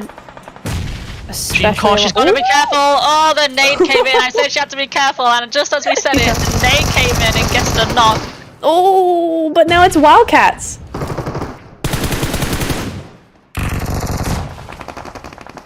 They've only got a solo left. Oh, they do as well. Can she make it into this zone? She's putting up a very, very good fight. There's a molly coming in. I think she's about to get away from that one. Oof, that was well placed, though. Very well placed indeed. She's got a lot of players in front of her right now. She's going to return that molly. Again with the suppression, though. Onyx in 6th there. 3 kills for them. That's a really decent score there. But now it's Cave's turn to get third-party galore because they got the Wildcats on one side and then Nightmare coming up from the south as well. So there's a whole bunch going on. And look at the Wildcats, a duo though. They are having those 6 kills. That's really good stuff coming in from them. I think this entire time Lytra and Galatasaray have been fighting it out because Galatasaray is down to 1, but Lytra have 2 knocks on their side. So yeah, Lytra only is solo at the moment as well, so it's really been going on that north side of our zone as well between Lytra and Galatasaray. We've maybe been focusing on the south as usual, but we can't discount those 2 big dogs north of the zone. Just a 1v1 right now. Absolutely. Oh, now we're seeing Nightmare kind of skirt along the outside there, and this is where Lytra could really get stabbed in the back. See those smokes going through? Those are the cover smokes you want to be seeing. Oh, but no. Lytra. Nightmare coming in for that final elimination. Yeah, very well done to them. Oh, Wildcats. No. Oh, I thought the drop shot might have just had it there. Unfortunate. We lose Wildcats in fourth. Good kills from them. Yeah, that's my pick out. Rip. Okay. I just need to not talk. I think prediction is not the way to go next time. Nightmare looking very good right now. 11 kills for them. They've still got a trio. They've just got one knock there by the Galatasaray solo, which is way in the open, and the spray's coming in. Oh, very nicely done. I was surprised at how long that took, actually. I know. She looked so on point. I thought she was going to survive that for a little second. I thought, she's going to survive? Eliminated there in first, and we've only got Sly Nightmare, Cave Divas sneaking really on in here. Just want to point out the kill count for Nightmare, though. 12. 12 kills for them. Oh, great spot. That could be 13. I'm going to try and finish with this UMP close. Divas on the other side, though. Pretty even right now. Very even. I think Nightmare might just have this zone. So Cave, I think Q7's got a nice little spot there for any other Cave Diva player who tried maybe to come out that warehouse. They're going to have to be very careful. This is where I want to see those smokes again being used if they need to make it out of that warehouse. I really want to see these nades and these Molotovs come through, though, because of the lay of the land. That could be really detrimental to Nightmare, and just make sure they can't come up over that ridge, and in fact, make sure that the Cave Divas actually have that ridge as their advantage rather than Nightmare's. But it looks like that's happening the opposite way around, though. Those nades going through to that building, just keeping Cave out. Yeah, so we can see the two other Sly Nightmare players on our left. They're the ones who are throwing those nades in, putting that pressure on, and then Q7 is just going in with the smokes. She's trying to keep herself quiet, I think. Here she comes. She's going to sneak up while the other two distracting them, maybe. Oh, that's really good teamwork coming in from Nightmare, though. Cave doing a solid job as well, but they're just at the disadvantage here. It's really defensive mode for them. Yeah, Q7 here. She is now ready in that spot. She's got that first knock. Oh, no. She's going to go through the smoke now as well. She gets a second knock. There's only one player left. She's really done really well. Oh, here comes the push. I think it's going to be all over. And there we go. There they go. Nightmare with the winner, chicken dinner in Miramar. Very, very well done there to the Sly Nightmare. Fantastic work coming in there. And just great teamwork all over. Just fantastic. You know, you saw the cover smokes coming in. You had one on the off angle while the other two distracted with those nades, tried to hem them in a little bit, distract them, make sure they couldn't get into zone until Q7 was ready on that off angle to allow them to come forward. There was just a lot of control on the side of Nightmare, and unfortunately for Cave Divas, had a fantastic game right up until then, and then the zone just really messed them up, and unfortunately for them, Nightmare just played that fantastically. Yeah, really good teamwork from Nightmare at the end. They definitely knew what they were doing. They had that plan, communicated very well, and they had to bring Divas out. Divas had to come in for that zone. Unfortunate for them. They were ready and waiting for them. Absolutely, and I think perhaps Cave Divas didn't have actually the things they needed, the throwables that they needed. I'm wondering if that was actually the case there, because I really would have liked to see the Divas actually use those Molotovs use the throwables rather, like Nightmare were doing, to actually do the opposite and make sure that ridge was actually their advantage, that they could peek over that and get the knocks that they wanted rather than Nightmare having that advantage themselves. But I think with the fights that they were all in, they got third party by so many teams. I think those throwables were already used up, and they just had a couple smokes on board, and that's all they could really do. So that's unfortunate for the Divas there, but would have liked to see that had they had that equipment to do so. Oh, there's that elimination of the Samurga solo. Yeah, I mean, what are you going to do? A 1v3 and when they all come in like that? You can't. There's nothing to do at that point. Unfortunate, though. Oh, yeah, Tem going down there. I thought she had it. But no, there's that really sad little knock right there as well, trying to talk to her for a bit, and then bye-bye. They didn't even first her straight away. The pain is real. I know. Loina going out meters before the zone. Ugh. There's that really nice little scar spray from Tofita there onto Cry as well. Going on. I noticed in that game a lot of Scar, a lot of the girls using the Scar L, spraying really, really well with it as well. There was some great shots with the Scar. There was indeed, and I think, that Scar buff that we had a couple of updates ago really showing up in the competitive scene more so than maybe the classic scene. And the M4 gone down a little bit in favor. Unfortunate, because the Scar is a little trickier to handle, but these teams have had no issue with mastering it. Even at like 4 and 6 times, I mean, you're seeing them do that there. Of course, that is the M4, so that completely negates my point. But close range, 6 times, very, very nice. I mean, look at that, just the singular headshot takes down Tofita there. Goodness me, and this was the Wildcats coming into play was a really nice touch, and that's what took out Dreamcore really there. And they just had that solo left. Ugh. She tried her best. Yep. It was really chaotic around this warehouse area. There were so many teams trying to make their way in. So many. You got to focus everywhere. It's so hard. I thought Badu had this, honestly. I thought she was going to get this, but unfortunately, the 2v1 was not going to be happening. There's Nightmare with the cat. There we go. And I thought she was going to survive that. I thought maybe she could just get behind the airdrop. I thought there was a little dip there. That's why the shots weren't connecting, but no, they did in the end.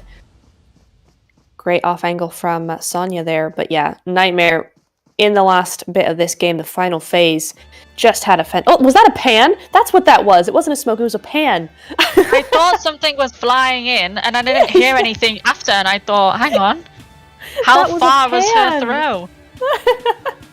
They really tried everything. They really did, just throwing everything in there. There's your most oh, wow! Look at the damage! Ding, ding, ding for all 3. Yeah. First time we've seen this. Yeah, absolutely. And look at the top, though. It's going to be Elam from the Wildcats there. Oh, and long range for the distances as well. Got Cry there with 323, Tofita with 316, and then, of course, Wildcats Badu there with 286. Interesting. Who was it who had the M24? Was that Respect?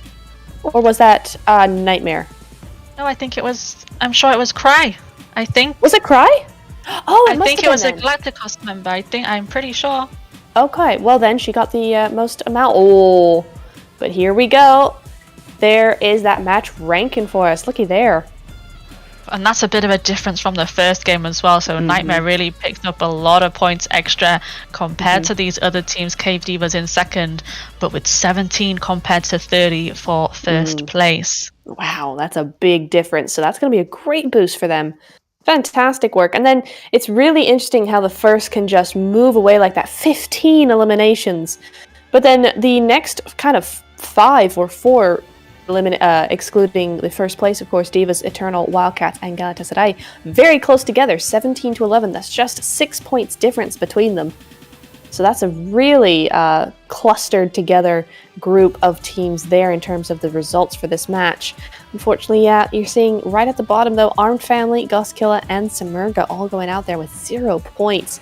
And that's really heartbreaking for Armed Family in particular, because they had such a good game in that last game. Of course, that means that this game doesn't matter as much because they got kind of enough points for 2 almost, for 2 games, so they're going to be okay, but it just means that now they don't have that advantage. They don't have the difference of points, and that makes it kind of even amongst the other teams. Yeah, and if you going back to the table there for the points, 7 points would get you 6th, 7th place in that game. So it shows how dominant and how many kills those first couple of teams got, that even only a few points still put you way up in that leaderboard. Oh, absolutely. Just really... Oh, I'm just seeing Samurga there with 35 damage. I hate to call that out, but that's really interesting. I don't think I've seen that. 41 as well. Just unfortunate how they're just unable, like, get caught out in the zone, get caught out wherever, and just unable to really put that damage in. You're seeing Armed Family as well, though, with the 267 damage, and just not able to get those kills either. So really unfortunate for those 4 players. We know they did their very best, but sometimes the zone just messes you around and it's unable to do anything about it. There's today's matches, though. We've got Galatasaray and Nightmare. Fantastic work from both those teams there. But yeah, I mean, I think we said it already how Nightmare just played that to perfection, just unable to let Divas do anything about it, and just did really well. They came up right from the south, and actually we saw that from them in the Erangel game as well. So it looks like they're kind of transitioning to making those southern rotations and coming up from there.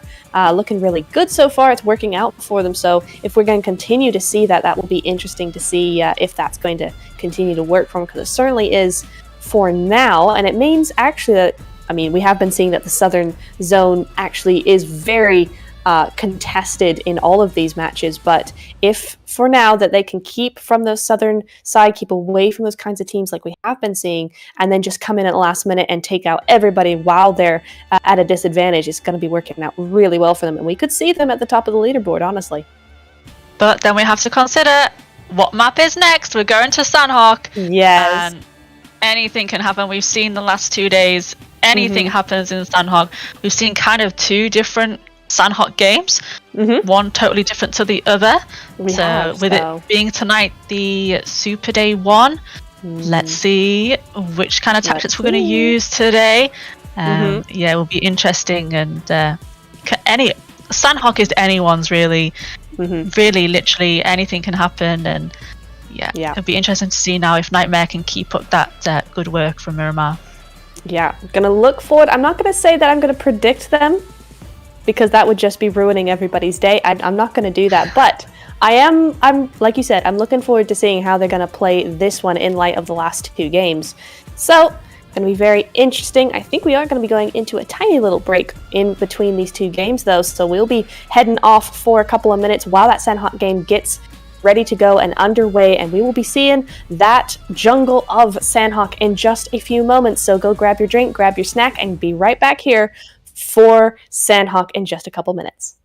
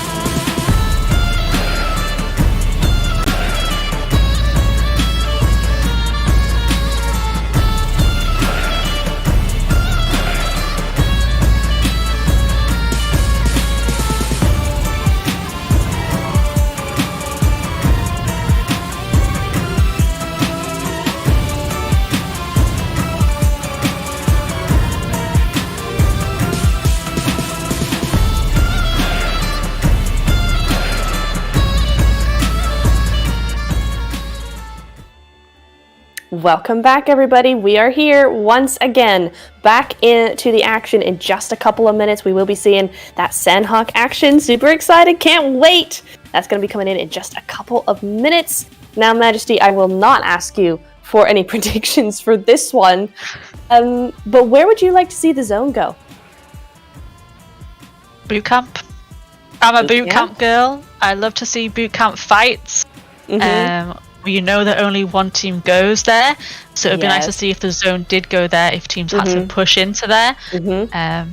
Yeah, you can't say no to a boot camp zone in Sanhok. That's true.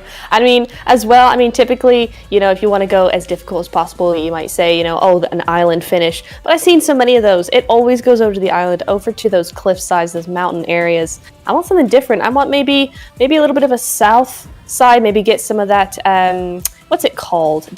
Way down by Cave, but also the port area down there as well. That might be fun. Docks, thank you. That's the name. But I agree with boot camp because we've seen, you know, there's only one team that goes there. Guys, I said I normally move up from there up onto that hillside and then down again. I might want to see if the zone goes that way. I want to see what happens if they get stuck in boot camp. Will they still be able to fight it out and stay alive? It's kind of where I want to be going with that. Kind of want to see where that would go, but we'll have to see where the zone is going to be going as we move in to our next game. 30 seconds to go, and these teams are going to be ready. I'm going to be seeing a lot of med stratting right from the beginning, too. I wonder if we're going to see a lot of teams like our first league night, or just a couple like the second. There was a bit of a difference between the first and second, but obviously now they're looking for points. Will we go back to the med strat? Oh, yeah. That's going to be interesting to see. And I think as well, what's an interesting difference between certainly sort of the women's side of things and the, I don't want to call it main side, but certainly kind of the pro main side. I don't know what to call it, but yeah, it's kind of main side, isn't it? The difference between those two is the med strat for those tournaments like PMPL, whatever, they don't typically use that med strat until the very end, until their team, they've fought it out, they've not done well, they've gone down to a solo, and then that solo will then use that med strat. Here, however, we see a lot of teams use the med strat from phase 2, which is really odd for me to see, but it's interesting to see how that plays out. I'd be really interested to see how, get a couple of teams from each kind of league and see how they would do it against each other on Sanhok, because really would love to see a comparison between those two strategies come through there. Yeah, it's interesting when they do it so early, because you could do with that extra player in the fight when it's still so early. So to leave a player behind so early is very interesting, but if it works for them, that's what they like to do. I mean, you can't, if that's the strat and that's the one they go for, I mean, so much thought goes into these strategies. So you can't really fault them, but at the same time, it's one of my biggest issues with the 1-3 split that we often see, and I've often seen from the women's leagues, not so much here, interestingly enough, but certainly in previous tournaments, I have seen the 1-3 split come through very, very often, and it often goes into fights, and it never really works. Because you don't have that full manpower, because the 1-3 goes through, you don't have a full squad, you're not there together, and that means there's a little bit of hesitation, whether or not it's subconscious. There's always a little bit of hesitation. What do we do? How do we go? You're already at disadvantage.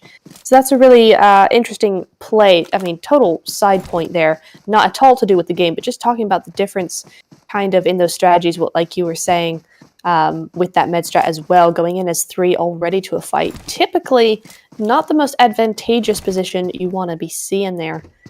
But we are going to be looking at this next zone, and boot camp is definitely on the chart there. Not Docks, unfortunately, Cave a little bit, but might go down to Sami as well. And speaking of Sami, I really like the position that Cave Divas have down here. Look at that 1-2-1 split.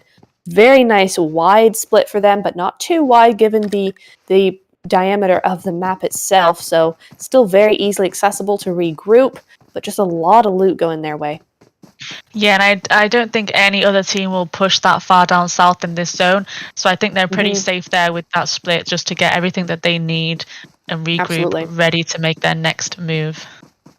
Very nicely done from them. Gonna be seeing a little bit of pressure coming in for the northeast side, though. I mean, you got Lytra, you got Wildcats, and Goskilla there. And Galacticos, actually. There's 4 different teams right there. Oh, that could be very, very difficult for any of those teams to really move through. Going to be probably seeing Goskilla come through Bonn, just slightly more east than north. Galacticos might do the same thing. Lytra, of course, going to be going up from the north. You already see Sonder coming through the zone that way, but you do have Onyx and Paradise. So Wildcats at the moment looking the most worse for wear there because they don't have that clear path into zone. Oh, but this is Camp Bravo, is it? Camp Bravo? Yes, it is. Yep, and Inferno, they're getting the first kill of the game on Respect. So they've landed a little bit further out, because yesterday we saw them land around Kampong.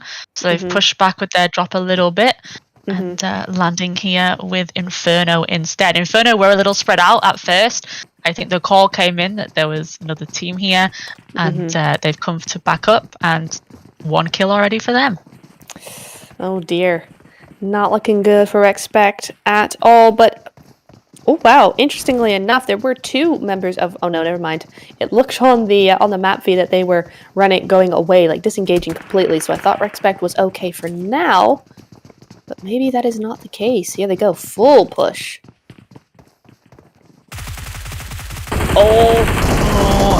No! Mira to expose their way to out and open, but a bit of cover there coming from Sniper. She has got a knock in return. I don't know if that'll buy enough time with a full squad of Inferno still around. Whether they'll be able to get across the road for a revive might be unlikely, but she's still trying to provide that cover. They have smoked up to get revive. I think they'll get their squad back up. And it looks like, I think, Respect. Sniper's still keeping an eye on it. Whether they've sent their last player, we see, I think it's Blue. Is it Blue that's still up? I think what player is missing? Yeah, Blue, Amira, and Sniper. So she's gone a little bit further up the hill, it looks like, just flanking around. Whether she will try and stay in safety, just in case it goes wrong. Amira seems like she's trying to crawl around, but Inferno going to take middle of quarry here. Maybe... Oh, I don't think... It looks like Sniper's going for this revive. But with the 2 of them pushing here as well, I'm not sure it's going to be great for Respect early on. No, it's not looking that way, and I'm not sure that they're going to be able to get this revive because Amira is so low as well. Looks like... Oh, she might just do it. She might. I think she's there around, but they're using this jump punch. They're sneaking up, so it could be a 2v2. They've left the other players there in the warehouses. And back in Camp Bravo with Galacticos and you cut Quality there, getting their first kill of tonight. Sanhok as well. I do have to say, just very quickly... Oh, there... Okay, never mind. I'll wait. Yeah, second one down. Good push from Galacticos at the moment. I think we have... It's a trio of teams here, isn't it? Because Goskilla is here as well. And that's what I was going to say. I thought it was Goskilla and Galacticos, but actually it's Yakut Quality right here. Because they're both brown and they're on top of each other, you cannot even tell the difference. I was thinking, so there is a 3rd team here as well in Camp Bravo. Ooh, Galacticos taking advantage of both these teams' fight, actually. Yeah, they've made Galacticos pretty low, and I think Yakut Quality are just in the middle there, hanging on as Goskillas are pushing the sirens there and going to take out 2 of their members. I would just like to take this moment to say that Respect were able to get that res, and they are off as a trio. Let's go. Nice bit of revive work there and that cover to come in. She really flanked a long way around. Amira really crawled as well. Quite some way to get revived, but it paid off for them and they've managed to sneak off. That's really, really good news for them. Yeah, fantastic stuff for them. So that's going to be those 2 disengaging there and living to fight another day. Might not be the case for these teams. One of these teams at least. Yeah, Goskilla here getting their 3rd kill now. And it's not looking good for Galacticos. They were the ones looking like they were in favour at first. They have got a return knock there on Goskilla as well. I think we've just got 2 up right now. For Galacticos we do. Oh, but that res has gone through. Yeah, and whatever has happened to the Yakut quality solo? Is she here? I don't know. She is. There is somebody here. It's just Mai. Oh, coming out. Oh, she's exposed herself a little bit too much there. She had a trio, and that will be Galacticos eliminated. But they take some kills with them, so all is not lost. Not at all. 4 kills going their way, but I really thought they had it in the bag there. They were looking so strong against both teams there, but Goskilla really coming back and regrouping, rethinking, and just able to bring it back for themselves. Mai is still there. So I wonder if they know if there's another player still there from a separate team. I don't think so. But they're very, very close to her, so I don't think they're looking for her, but they might stumble across her by accident. Unless she's very lucky, they might just make their way to zone now. Skull's got 500 meters to go, but she's very, very close to a couple of them we can see on the mini-map. If she moves, they're going to know about it. Yeah. So, and they're disengaging. She is safe for now. Oh, that's great. That's great for her. She's done really, really well there to let them other teams fight. She's stayed very, very quiet. And obviously with all that action happening between the other two teams, they maybe not been paying attention to the kill feed. Goskillas, when they were Galacticos were fighting Yakut quality, maybe they didn't know that they hadn't taken them all out. And there we're going to see Surreal taking out Rise of Queens. She moved in on the wrong side of the rock. Oh, a bit of support's coming in, but they're looking too late. Yeah, too late for that, and I think she's going to bleed out. She's looking very, very low there. And another member coming in on the bike as well. We've got some UMP. I love a UMP in Sanhok as well. It's very, very good. And yeah, she's going to cut there by Lorna's UMP, and it's going to be 3 kills for Surreal.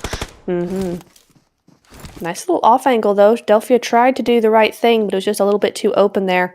And Surreal already knew what was going on. Oh, that's the wrong place. Wanted the tree. Yeah, here we go. I don't think this one is going to connect either. Not close enough. Got our family on our left as well. Probably might be coming to have a little look at this, maybe clean up. But she's going to go in with the molly this time. She keeps trying. And that's a little bit close to the mark. Yes, it is, but just falls a tiny bit short there. Just not quite on the other end of that rock. So Zeros going to be okay for now. But they can't go out here. They cannot have a bad day in the Super Days. And it's Nightmare coming. Yep, Nightmare coming for this as well. Giving a little bit of help for that Rise of Queen solo. Because they do have a knock on Surreal right now. Oh, and all of a sudden we're over with Galatasaray. So they've came all the way from boot camp. They here have. With Besiktas. No one stopped them. Oh, that nade could be pretty though. Oh, Tofita just getting out of the way of that one. Oh, she's pushing there. I don't think she knows she's behind that rock. And she's just run right up to her. She has, but there's no knock either side. Oh, yes, there is. Okay, so she was able to get that knock. I didn't see that in the kill feed. Oh. That's going to be Kubra going on down. Ouch. Tofita, though, very low, so Besiktas did a good job there. Jazz going down as well. Now it's just Besiktas to a duo, rather. Oh. Oh. Yeah, and we know how strong Galatasaray are, so Besiktas will have to try really, really hard. Whether they might try and fall back or not, it would be difficult over the water. Galatasaray would just be able to hit them in their backs. So looks like they're going to try and defend this compound. Yeah, looks like it's a good play from Besiktas actually to kind of move around and get over to this side. I mean, everywhere is very open, so it's going to be very difficult for Besiktas to move out. But this is their best chance of doing so, so they have moved to that side. They are able to at least get out of the compound, but I think Galatasaray just know exactly where they all are, coming in as a full squad, but Tofita. They've got one. She could even it up. I don't think she's going to go for the third. She needs to just hold herself where she is, maybe relocate slightly as the help comes. Tell you what, these nades are just slightly off all over the board. Oh, she's made another one low. We've got a second knock for Besiktas. Oh, she's a solo now. The other player has gone down. Evelyn's gone down. So it's a 2v1 right now. Will she have time to get this revived? I think she might go for the first. I would do that, yeah. Yep, so she's going to try and get those kills first. Oh, I think the lag, we missed it. Yeah, we did miss it. We just have a little lag on our end. Oh, they've been eliminated, and she didn't get the first. And Galatasaray are going to get the whole squad back up. Wow. That was very close for them, but yeah, we just missed that. So Besiktas, a very valiant effort, fantastic work, but unfortunately, Galatasaray not to be messed with on Sanhok for now. Yeah, just by the way she was positioned, I thought she was aiming for those thirsts. Oh, we just missed it. Yeah, what a shame, but yeah, that's really unfortunate from them. Just unable to get those final couple kills and final little thirst going on, but there's Surreal. Where are they right now? There's a bridge in sight. Oh, because the zone has moved over to the west side, so that bridge is in play. Both bridges are. We have 3 bridges actually in play right here, because the one by Painan is where we're at right now. And is this trying to gatekeep? Who are we looking at here? Onyx. But look at Surreal, it's a great little split coming in from them. They got 3 on this hill and then 1 in the compounds by the bridge that you see there. Got some long range shots coming through over on to Inferno and gonna hit as well. He there. Oh, that's some great long range taps coming there. I think Haraza's just helping out her teammate. Yep. Fantastic work there. Fantastic. Imagine your whole team getting dismantled by a 3 times from across the river. Not fun. But that's not Inferno out yet. They're just down to a duo and they got 4 kills. So still very much to play for over here in this Sanhok game. Armed Family, now they can sneak up. They're sneaking up around the outside. So they've actually not gone north. They've gone for a southern rotation. She has got her eye on Respect. Sniper right now. Oh! I thought she was going to zigzag out at that one. Nearly.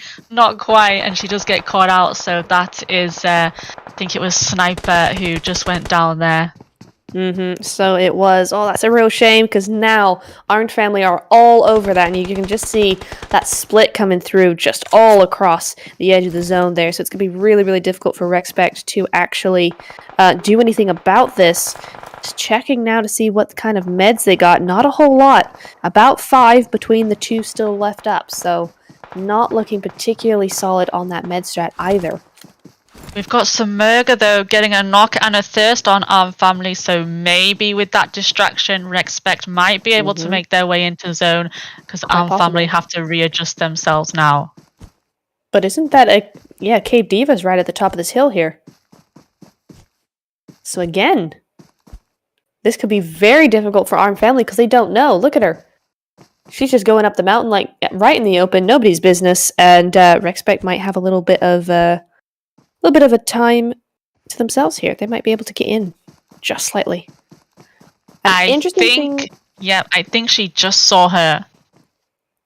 Yes. She's just turned around. She went back quietly. I think she noticed her in the little tower.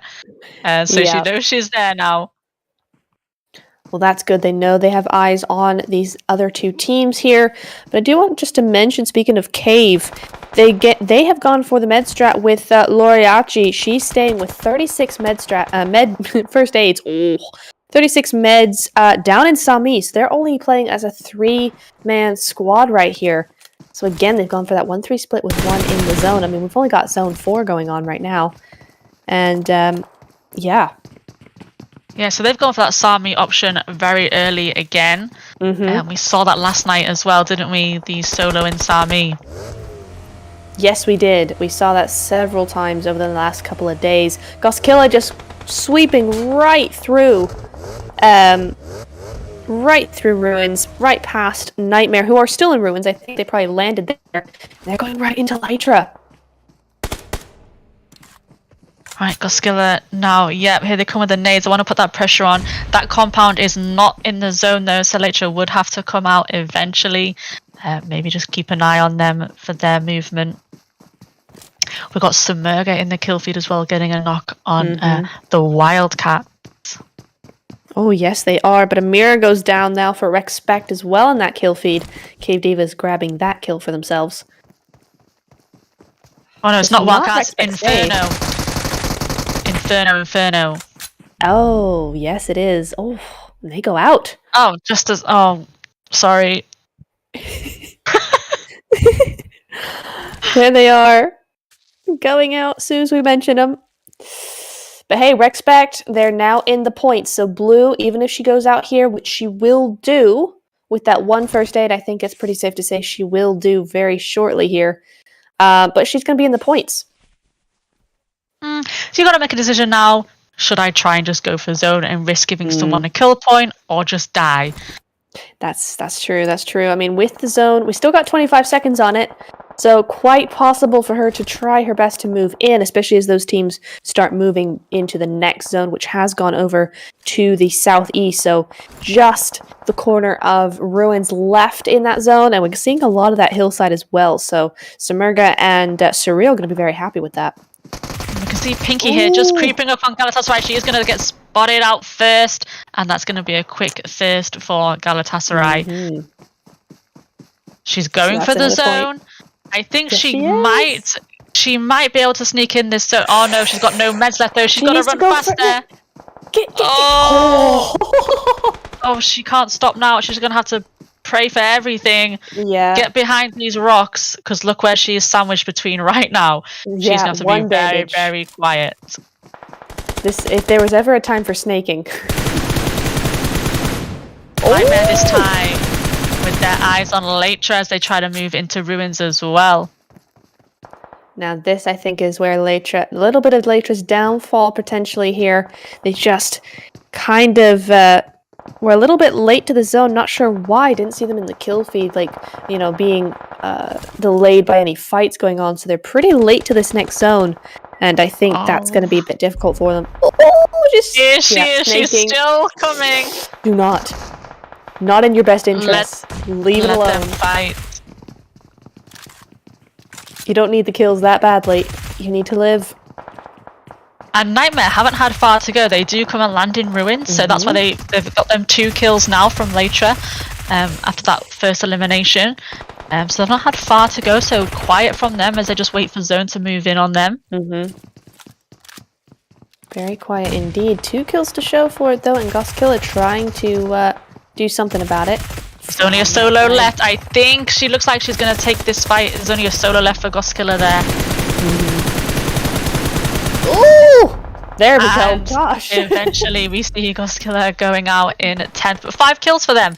And nice. I think we should get this Hate Me revive back on for our Armed family. They're really feeling the pressure right now. Surreal and Submerga out there as well. And Nightmare going down now to Leitra instead, back over in the Ruins area. Wow, that's a turn of events right there. Somehow Leitra managing to hold on.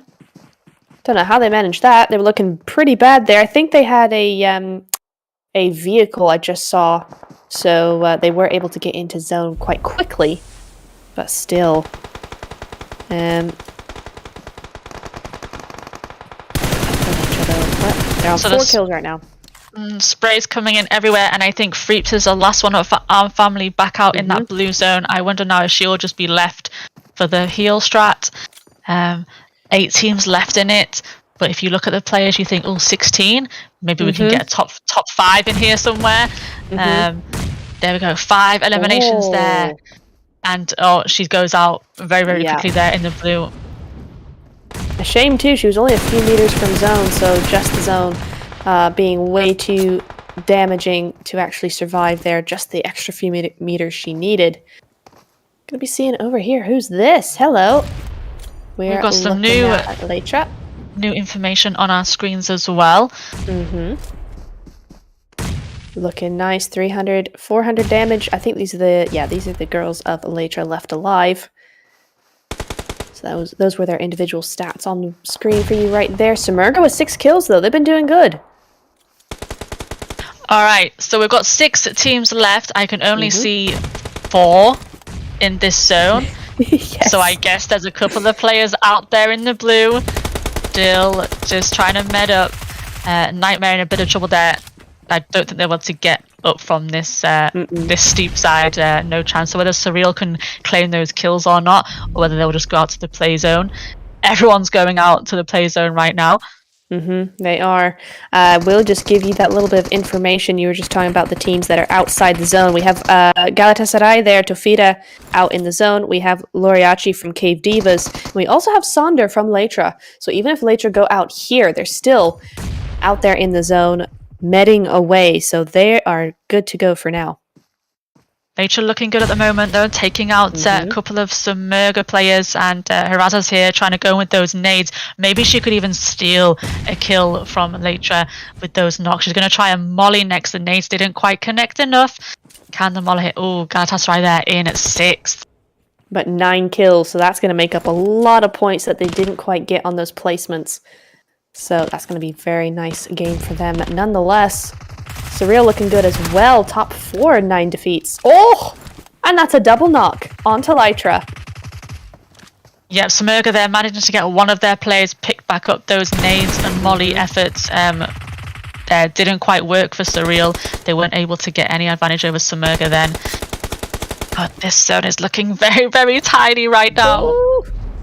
It is. I still can't believe the double knock onto Lytra. Fantastic work from both those teams. Ooh.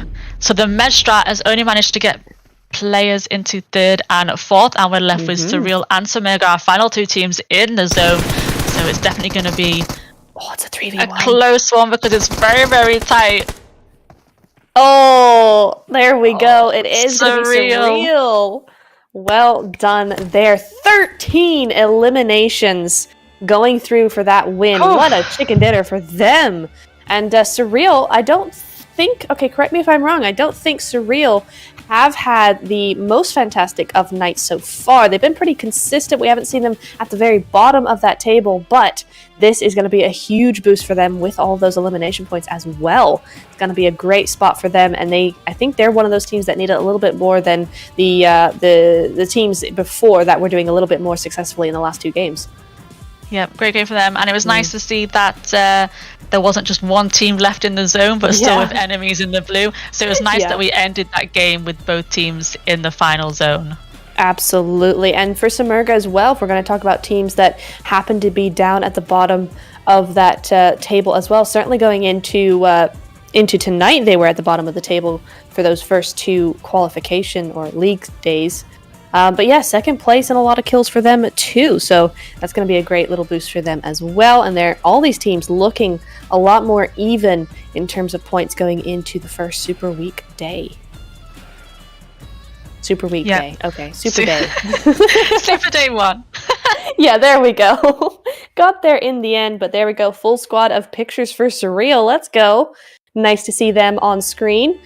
Oh, Shirazers as the MVP. Oh, 1,243 damage. Ding, ding, ding.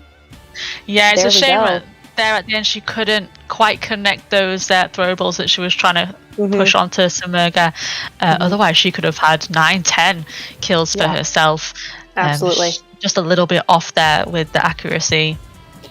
Just a tad, but 61% of team contribution going her way. So still very, very well done to Shirazers there. 7.5 MVP points. That is definitely the most we've seen.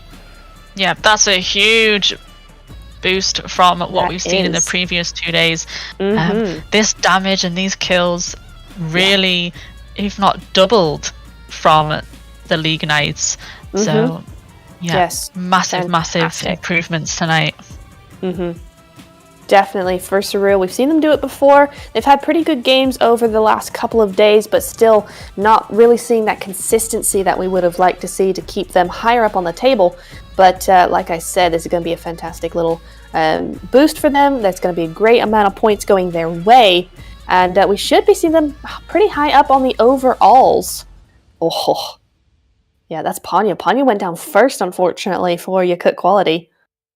Yeah, this was this nice trio fight there in Camp Bravo, where we almost didn't even know there was a third team there. Yeah. Yeah, And then, completely. And your cook quality, she did so well just to keep quiet and not let Goskiller know that she was still alive. So yeah, she did a really, really good effort there just to let the other two teams fight. And then fortunately for her, Goskiller managed to move out. Yeah, really good fight there for them. Yeah, fantastic. And really big twist as well for Galacticos, because I thought they had that one in the bag. They came in super strong, got knocks everywhere, but Goskilla had another thing in mind and were able actually to get rid of them. Oh, there's Shirazers. Shirazers actually got knocked there and ended up being the MVP of the entire thing, so good work from Surreal. Surreal were in a lot of fights in this game. Yeah, really held their own through Sanhok tonight. Fantastic work. Oh, we're seeing the Besiktas thing going on now from Besiktas' point of view. Oh yes, we didn't have Besiktas' point of view, and here it is. Let's see. Oh, I just didn't win 1v1. They had an extra player down there. That's a shame. Oh, that was so close as well. We just missed that with the little bit of lag that we had, and I thought, oh, she's gonna get these 2-thirds and she's gonna get the kills. Oh, they had that extra player down there still. Almost had it. Just a fantastic piece of work from Besiktas, though. I think even though they that wasn't the result they wanted, I think they can come out of that game very happy with that. It's just one of those things. The 1v1 just didn't happen, and still a very good performance from them. So I would be happy with that, honestly. Even though it's, disappointing, obviously, that they couldn't quite get that very nice little rotation coming around from Anissa, though. Looky there. Didn't quite see that at first, but yeah, definitely a good spot. Nice use of the terrain to actually get that one up onto Goskiller there. Very nicely done. This was fantastic, yeah. That double knock. Really good stuff. Ooh, Laya going down. Yeah, Shirazers had 6 kills at that point, 7 there. So yeah, she was definitely doing a lot of the work for the team. I mean, 7 out of the 12 kills, though. I mean, there you go. Valiant efforts, for sure.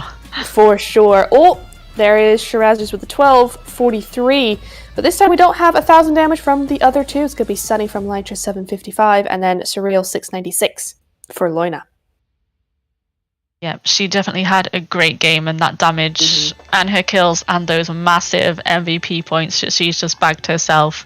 Yeah, very, very happy with that. She will be. Very, very happy indeed. This is some of the shortest elimination distances we've seen so far, though. And of course, that is probably going to be because it's Sanhok. But yeah, 321 for Soul Girl from Surreal. Luna as well there with the 239, and then Bugs Bunny with 227. So nice name, by the way. I like that, Bugs Bunny for Inferno. That's a cute name. Oh, match ranking though. I'm seeing a 10-point difference. Yeah, so a little bit of a difference again. So only game 1 was was it game 1 or game 2? It was a little bit closer in the points. I think it was game 1. Yeah, but a bit of a difference now. There we are, 28 points for Surreal. 13 kills. I think I was going to say that's not our second highest because we had 15 kills previously, but it's definitely up there.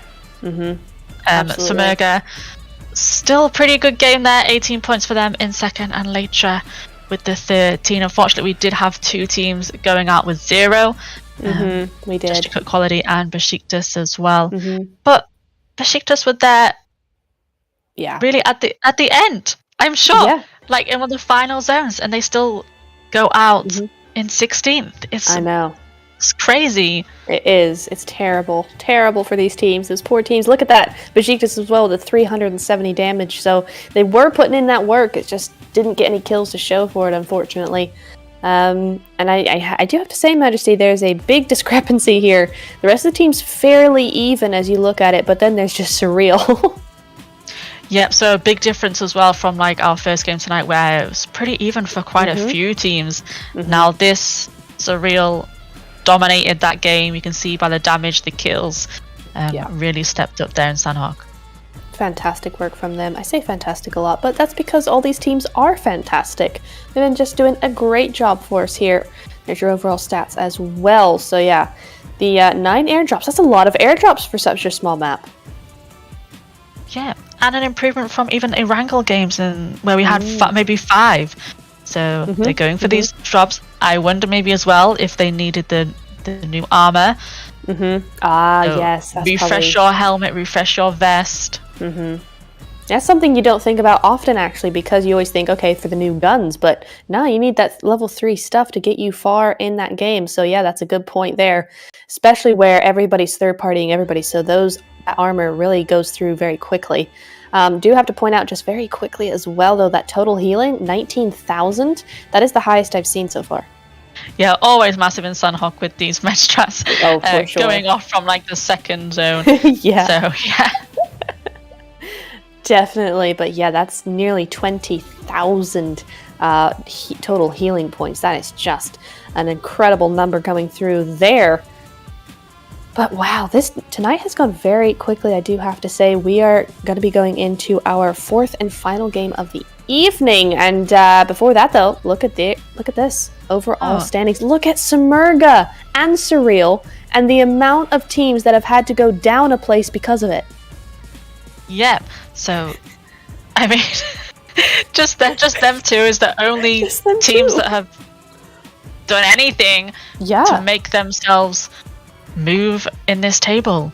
I mean, and look how close it is post-match 3 between Nightmare, Galatasaray, and Leitra. I mean, 1 point difference. 49, 48, and 48. That's what? Fantastic. Wow. So not even one team is dominating right now. No, they're all so even.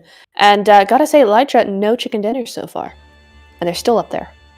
Yeah, and to say how much they dominated with their points and their kills, etc., through the last 2 nights, it's interesting to see how all the other teams are now competing with that. Yes. And they're not as dominant as they were for the league. So definitely seeing a bit of a difference now in some of these teams compared to the last 2 nights going in to today. And then we have our last game. Erangel is going to be coming up shortly. So yeah, still these points are getting racked up and very, very close still at the top of that leaderboard. Very close. I mean, makes you really excited, not only for this last game, but for tomorrow's matches as well. Because if they're this close tonight, how close are they going to be tomorrow? I mean, I think we're probably going to be seeing some sort of fight for that top leaderboard, and even down through the spots down that list. We're going to be seeing that fight right up until the last match, so that's going to be very, very exciting to watch tomorrow. Let's not get too ahead of ourselves, though. We are still here tonight for the day 1 and going into that final Erangel game in just a few moments, but before that, we do have to get into our little break here, so we'll see you guys in just a few minutes.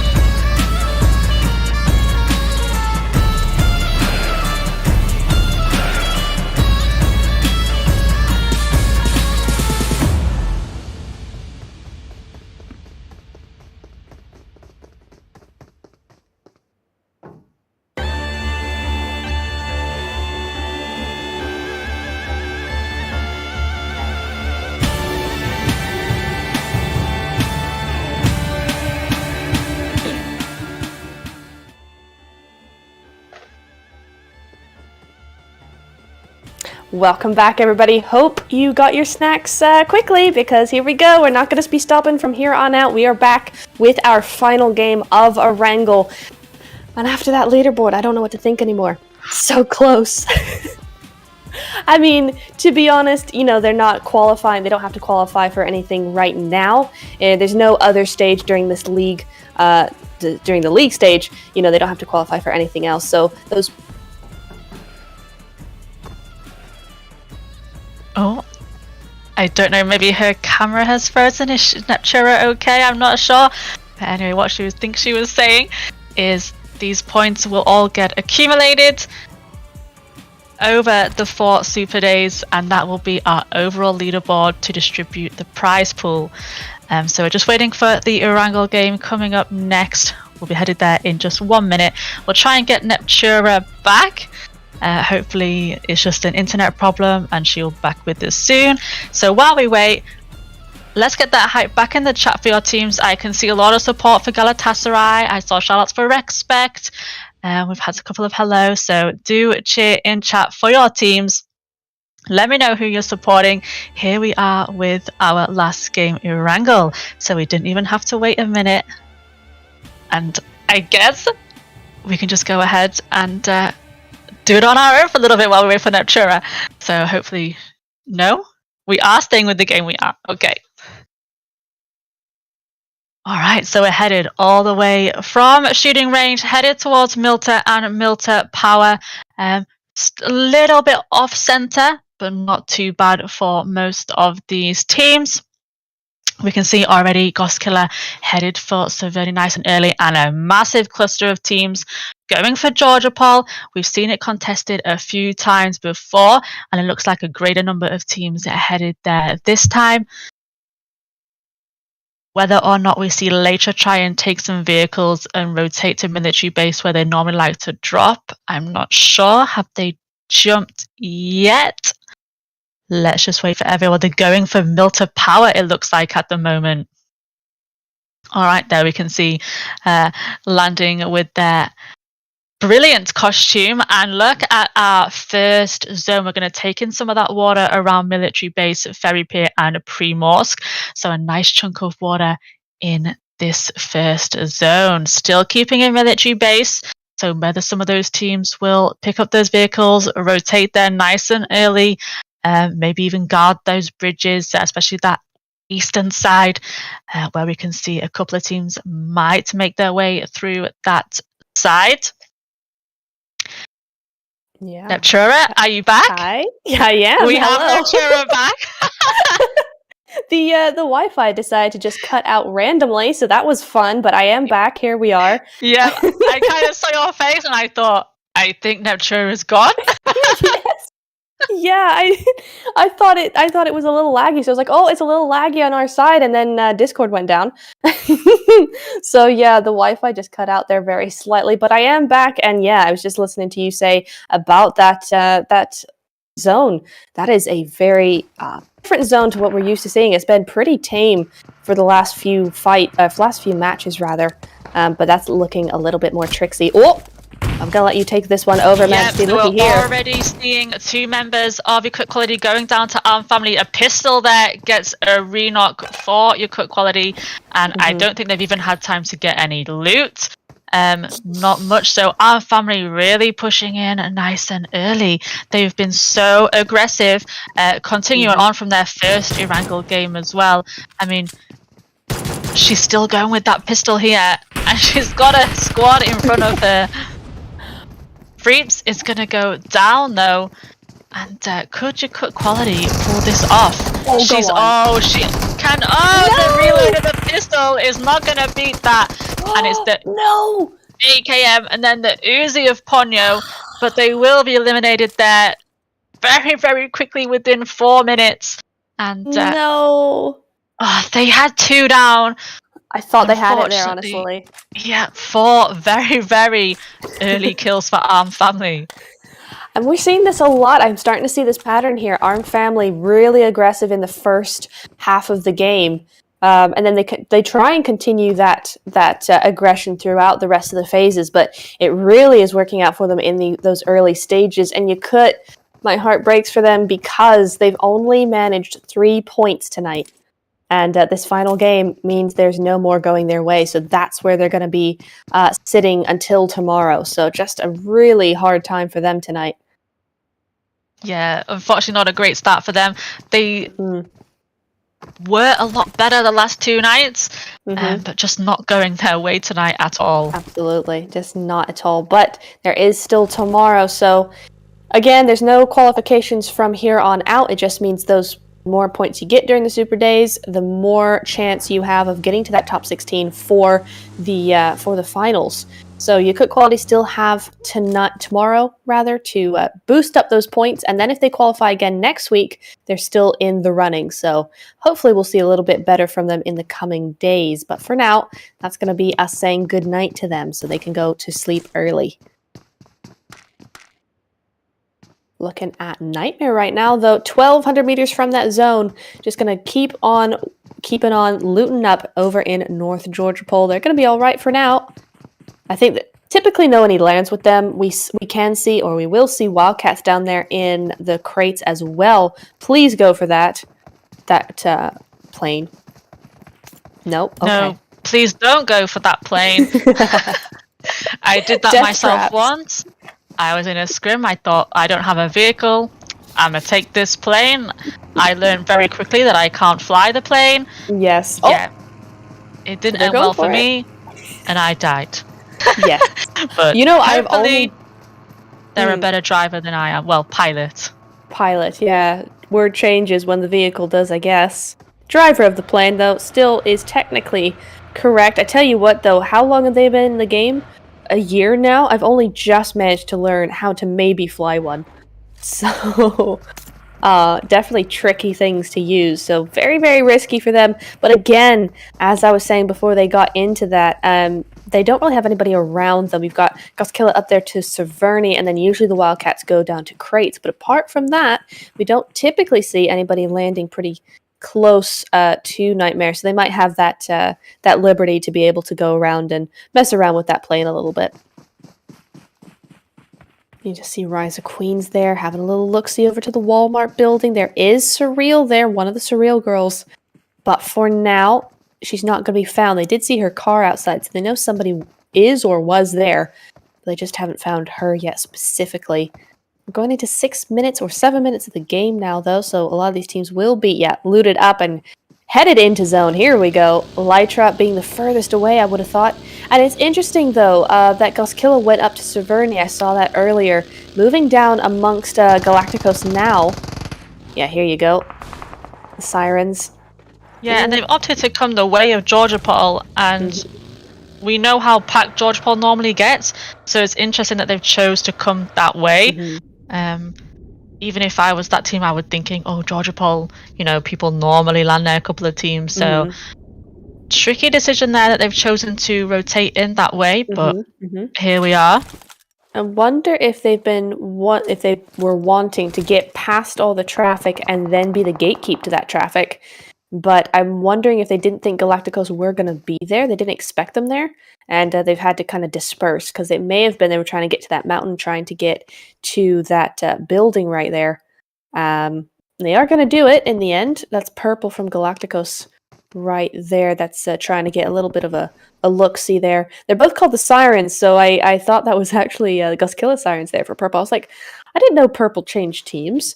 But she's here for Galacticos. That's Fra coming back down. Yeah, they are going to be staying over on that compound there. So I'm wondering if that's what they meant to do all along and just got surprised by Galacticos there for a bit. Or maybe not. They look to be disengaging and going their own merry way there for a bit. So nonetheless, they're going to go out there as a full squad. So Galacticos getting no points off of them. Yeah, we've got elimination there on Galatasaray as well by Cave Divas, and Besiktas trying to sneak up behind Galacticos hasn't worked for them, and just guarding the bridge here, managed to get a knock. It looks like the other members of Besiktas have decided to just, rotate the other way, headed towards Rozhok. I'm seeing... Oh, Nightmare way south already, so Besiktas going to have no issues if they do decide to go through Georgia Pole. There we go. Remembered the name finally. But yeah, they're going to have no issue doing that, so Galacticos have just sent them away. And they should be okay, but unfortunately they are going to lose that one. So Galacticos unsuccessful with Goskilla. They are going to be a little bit more successful over with Besiktas now. But unfortunately for Besiktas, that's the team that they don't need anything happening to. They have 4 points on the board overall for this evening so far. And they're another one of those teams that need to survive and get those placement points. They need this good game. Oh, we got 3 different teams right here, though. We got Samurga, Dreamcore, and I think that's Nightmare in the back? Yes, it is. All rotating from the east side. I'm looking ahead. Yeah, that's Onyx. Okay, so they're okay. There's Nightmare ahead behind them, though. Oh, and it looks like they're going to be stopping up over by this little military compoundy thing right here. What do you call this? She's taking her time there as well to look at them. She's driving a little bit slow for my liking. She's very lucky. Yeah, it looks like she's just trying to get some scouting, but taking her own sweet time to do it. And Nasa going low as a result of that. I was gonna say gonna be just smashing straight into that hay bale, but looks like that was on purpose. So, okay there. Samurga got this little compound. Nothing to see just yet from them. Got a full squad, but 0 kills on board. And interesting from Besiktas, just looking at that little list to the side there. Besiktas in zone right now. I would have thought they'd be past that by now, but they're taking a little bit of time as well to come in. So it looks like a late rotation for them. Yeah, and it'll be interesting to see who heads for that central area of this zone. I see the water is still a little bit involved as well. So the coastline, the bridge, we'll see who goes for that coveted bridge position. Gotta love me a bridge camp, man. I mean, I'm generally very much on the go when it comes to playing the game myself. I'm too impatient to really sit around doing a whole lot of nothing. But bridges, man, they're just so much fun because you can't stay there for very long, but there's a whole lot of kills to be going your way if you can do it right. So I always love a good bridge camp, a little bit of gatekeeping coming through there, so I am always in favor of a bridge zone, me. Harassers there just got spotted out by Galatasaray. She tried to sneak up on them, have a little scout, see where they are. They took a couple of shots at her, so she's just going to relocate herself now, feed that information back. She is indeed. Looks like Surreal getting a little too close for comfort between a couple of teams there. There's Orange in the back. Armed Family coming right past him right there. Of course, Rise of Queens, I think, on the other side of that hill as well. So that's something to be super careful of. And now we see, I think this is Goskilla looking at Samurga there from the northeast, or northwest side, rather. I don't think there's anybody there anymore, but she's going to make sure that they can't get away nonetheless. Oh, Sierra goes low.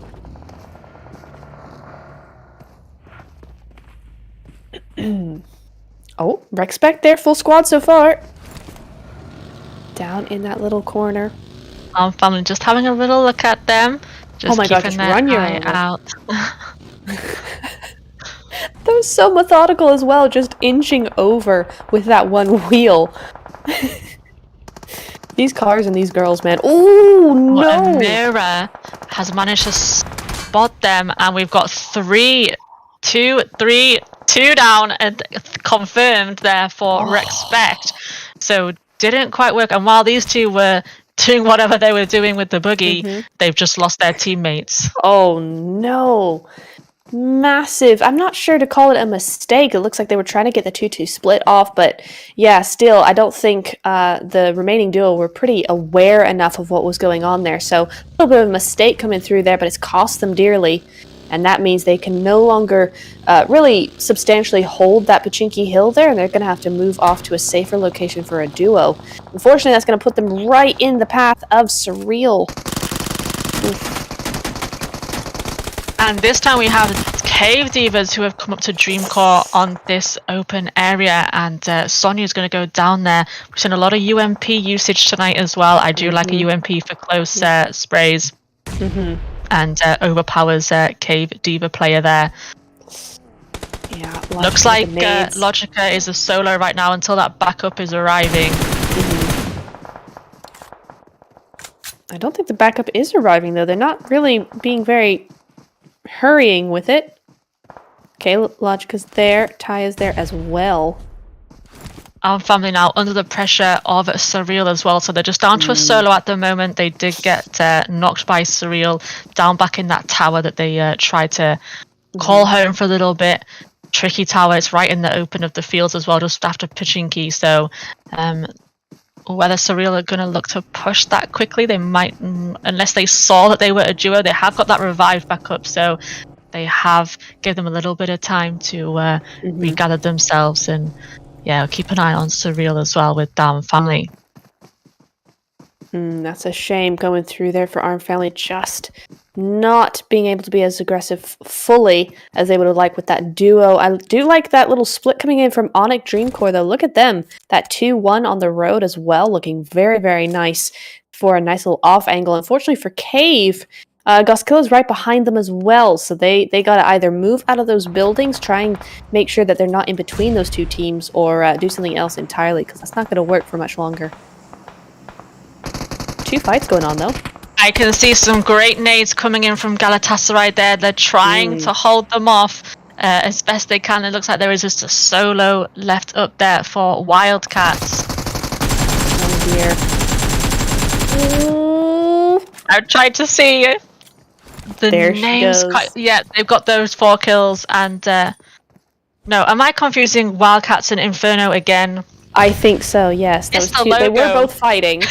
yeah, it's very It's the similar. logo. Yeah, so no, that was Inferno going down there, and this is the Wildcats having a bit of trouble as well. Oh, yes.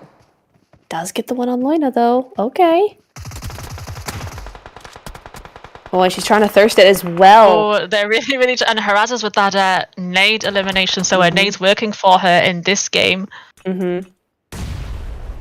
There we go. Leah here. Oh, that's just pulling nice away from nade. that revive, and it's going to be a thirst there. She made the right move there to just run away before that nade landed. Absolutely, because that would have been an instant push, I think, onto Shirazers there, if you got those 2. And Loina going in with the nade as well. So great battle here between these two teams. Got to be careful from behind them as well. We can see a couple of other teams rotating into zone now, and it looks like they're just going to have a stop here. I'm not sure what brown team that is. I think it could be Galacticos. Oh no! Oh no. Oh, and it is Galacticos coming in for the third party from behind. We're going to see Surreal eliminated, and can't even get my words out now. Everyone eliminated. Yeah, just everybody, yeah. Wildcats going out there, 14th place, but with 1 point, and then, of course, Surreal not far behind there. 0 placement points, but 4 kills going their way, so going up a little bit there. We need a little bit of time now just to regather ourselves. Yeah, regather our thoughts here before going into this next fight, but I think our time's up. We're here with another one. Yep, Nightmare this time with Goskilla, and yeah, just on the edge of the zone as well, and we've got 2 teams inside that could possibly third party and zone keep these 2 teams, but the nades are flying, and we do have a knock on Q7 right now. The nade coming in from Anissa takes out another member. I wonder if 3-way going on right now. Yeah, I wonder if Rexpect are just going to hold their position there. Don't look like they want to move out. Probably best for them just to sit where they are for now. And we've got that third party duo there we can see. And Galatasaray and Besiktas again in the kill feed as well. So it's all happening right now in our 4th. Really all happening. And the Kobe came in, and it's a knock on Anissa. So they keep getting the revives back up though, so they're getting knocks, but they keep getting time to revive.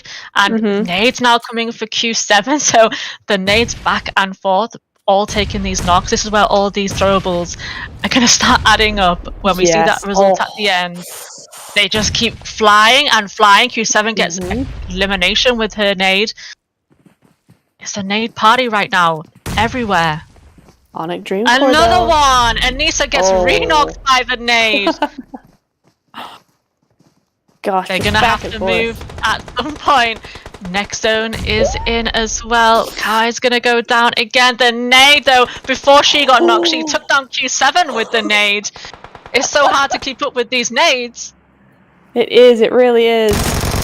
Besiktas eliminated there. So are Goskilla? Yes, Goskilla there. Oh, yes. Just like, oh. I mean, I'm literally watching it, and I'm like, oh. Just like that. Just like that. Oh, there were so many nades flying back and forth, and now we've got mollies coming in from Arm Family. It's going to be great to see the amount of throwables that we used in this game. Oh yeah, for sure. That's going to be real. Because now Freeps with another nade onto Cry gets another knock. The amount of nade kills in this game would be another great statistic to see at the end. Yes. I would love to see that, because look at all these throwables being used over this hillside. They are on point right now. Is that going to be another good one from Freeps? Doesn't look like that one connected, but Respect now coming in as well, taking down Nightmare.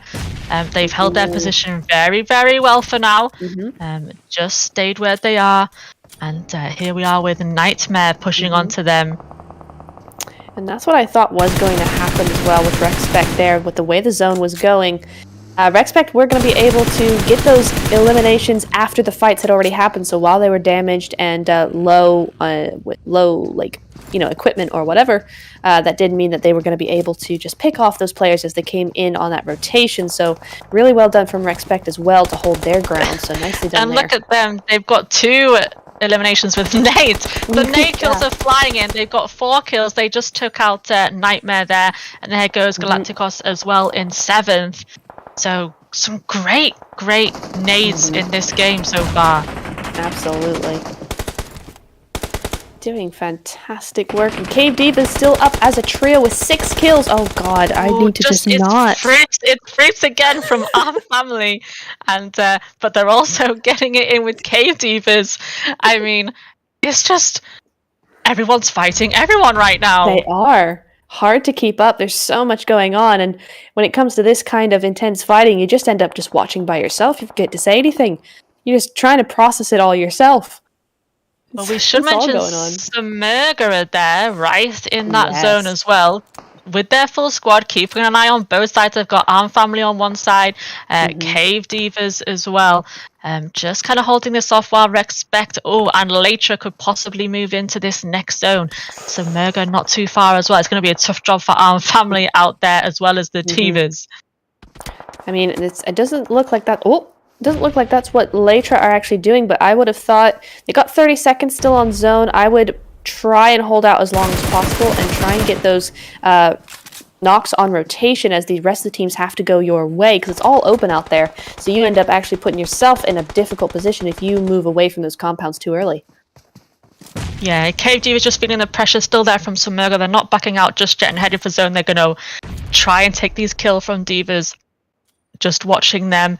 Looks like 2 possibly might go for zone, and the other 2 will just guard them a little bit. They do have 1 knock, but I think just for time to revive there. So they get their trio back up, and yeah, let's see. How do you think they're going to make it to zone, Chura? Cave? I think like that. They're going to try anyway. There's no other way they can do it. Going to have to try and go outside the zone, just foot to the whatever it is. I don't drive. I don't know which one it is. Foot to the gas. There we go. And it's going to go through. Yeah, going to get over to that side. So really there was no way else they could have done that. Just had to just go for it because they weren't going to be able to go in zone. So outside of zone it was indeed. And because of that, look what's happened to Samurga now. We've lost one. Another one is knocked. One making their way for the play zone. Respect right in front of them. Everybody's knocked right now. Galatasaray going to go out in 6th.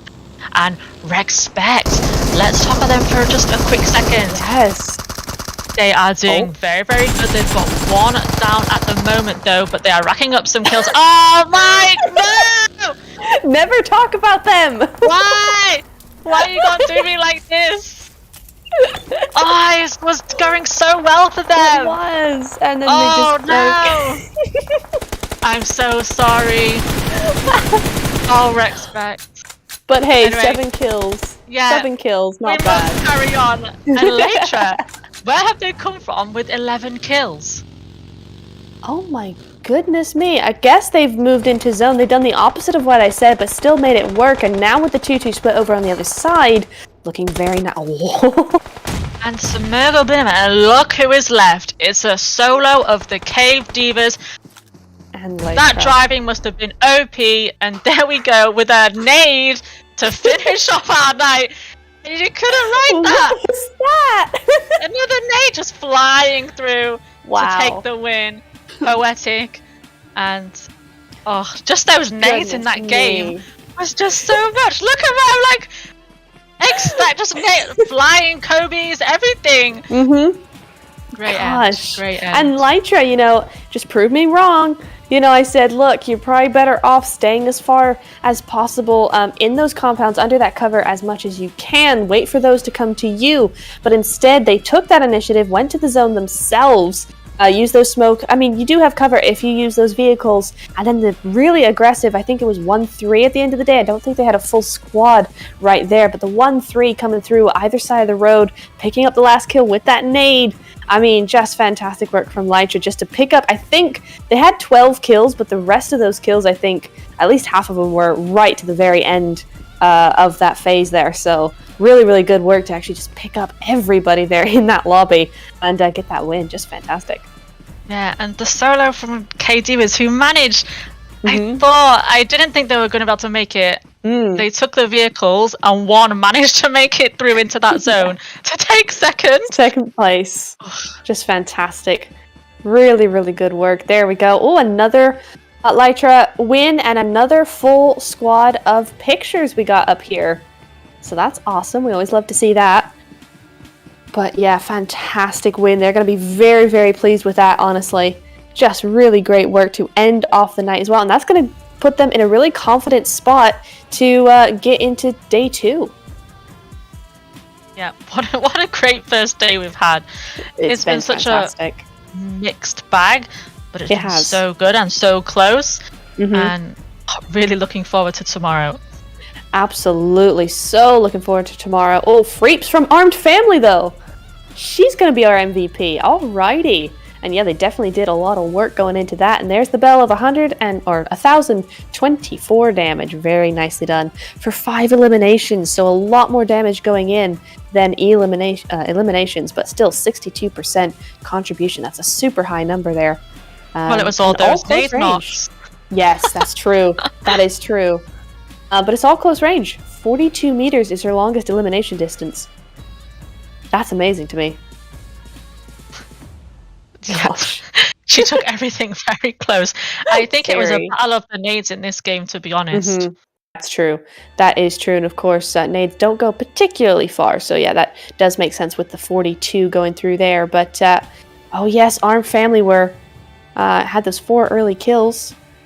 And again, that's what boosts them up so much in these games, these 4 early kills. So even if they go out fairly early, which we've not seen them do so far tonight, they still have those 4 points to fall back on. So been very, very consistent with the points, even if it's not been with the placement. Yeah, and your quality player there, only with the crossbow on her back. I mean, so unfortunate that Armed Family pushed them with a pistol and a crossbow.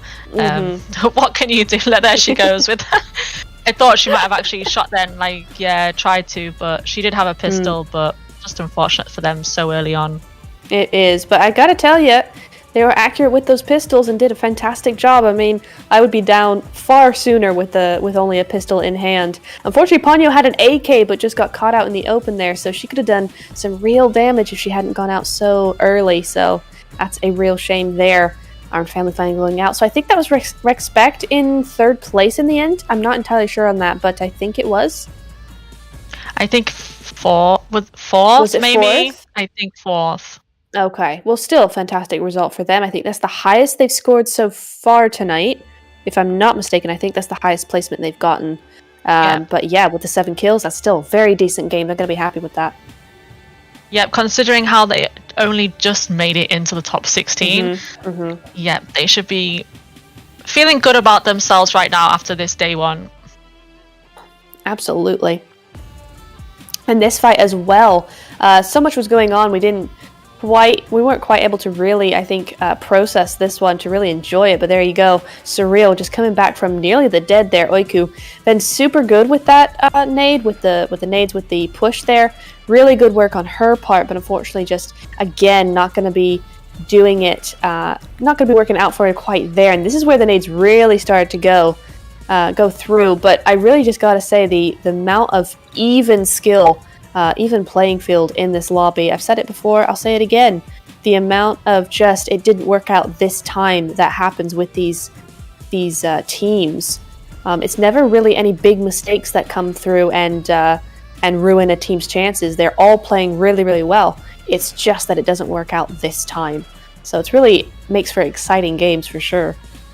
Yeah, and just look at that mini map as well. Later really had it, I think, a little bit easier.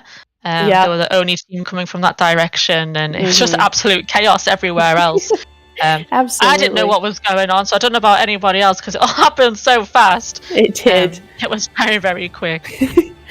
So chaotic, not really able to keep up with most of it. And look at that final nade for the win as well. Perfect. Fantastic work. Yeah, there's Freeps with the 1,000 damage, but we've also got Lytra and Cave Divas on our screen right now. That's nice. And only 40 damage difference between these two. So very, very nicely done from these girls. Nice little bit of representation from all these girls as well. So you got the first place winners in second place there as well. So nice stuff. Oh, and Cave. Okay, longest elimination, 248. 209 and then 208. So very close for this game. Not a whole lot of long range going on, and I think you're right, Majesty. This was the game of nades, and I'm really looking forward to seeing that throwable count, honestly. Yeah, I think it's going to be a big one tonight. Definitely going out with a bang for this one. I had to, sorry. I just clicked on then. But it is going to be Lytra. Look at them go. 13 eliminations. And that 15 placement points, rather. So 28. That's 9 points more than the Divas, Majesty. Goodness me. Yeah, so they're going to get that edge on everybody else now in that overall points. Just putting their mark on it. They maybe thought, you know what, it's looking a little bit close. I need a little bit of a cushion going into day two. And they've just gave themselves that there with that win. They have, and absolutely, you're right. We see Nightmare and Galatasaray. I think they're also up there on the podium for the overall ranking. And Lytra, with them being so close like that, I think that's no longer the case. But we're going to be looking at these elims and damage graph first before going to any sort of overalls. And that's a lot more even in terms of damage, but not so much in terms of kills, I'm seeing. I think there was a lot of revives in this game as well. Yes. So although they've got that damage, they've got those knocks. Very quick to revive this time. Yeah, I think that's where that's coming from. As well, with the kind of nades being thrown rather than particularly pushes with guns, I think it gives them just a little bit more time to push back or fall back and get those eliminations. So I think just the type of game it did allow for those revives, and so that's why there's a big discrepancy there for a lot of those teams. Oh, here we go. 235. Not the most we've seen, but it's still pretty good. Yeah, 235. I can't imagine. That is a lot. And a lot more rescues than the last game. So 22 compared to the 14 or whatever it was last time. But yeah, still quite a few knocks not being revived. There we go. That's the word. But yeah, still 22 going that way, and 12 airdrops. That's even more than Sanhok. Yeah, a little bit more this time. So we're seeing them starting to loot those drops more than they were yesterday. Yeah, absolutely. So yeah, looking like a good overall stat there for a match 4. 12 total headshots as well, but 235 throwables. Honestly, I expected slightly more than that, if I'm going to be completely honest, because I think with the 253 throwables from, I think, day 2, I don't think we noticed it as much as we noticed this one, but that's not the case, and it's only a little less, so 235 going the way of a wrangle for now. But that is the final game for this evening. That's a good set of stats there for that final game. Yeah, and I just feel like, where's the fifth? Where's the fifth game? I feel we need it now. We Not do, just look at that. We're ready now for another after that game. Absolutely. So Sly Nightmare with a little bit of a less fantastic game coming in from them. They're actually going to give way that first place to Lytra, but Galatasaray are going to be staying in that second place, so that's nice to see. Yeah, look at Cave and Samirga as well going on up there. Yeah, so nice little cushion on points there for Lytra going into day 2. So yeah, they just cemented their extra points there on top. Yeah, absolutely looking good.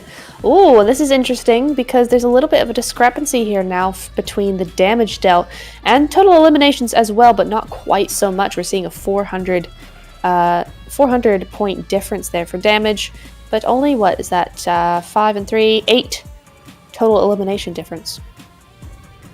Yep, so probably the 2 top teams right now. Not much between them, just the slight, and there's the head-to-head between 2 of the later players. Look at the damage for both of them, both over 2,000. Wow. And that's in 4 games. Yeah, so they're really meaning business tonight. Really are, look at that. And not much difference in the total eliminations, 13 to 10, so that's not much.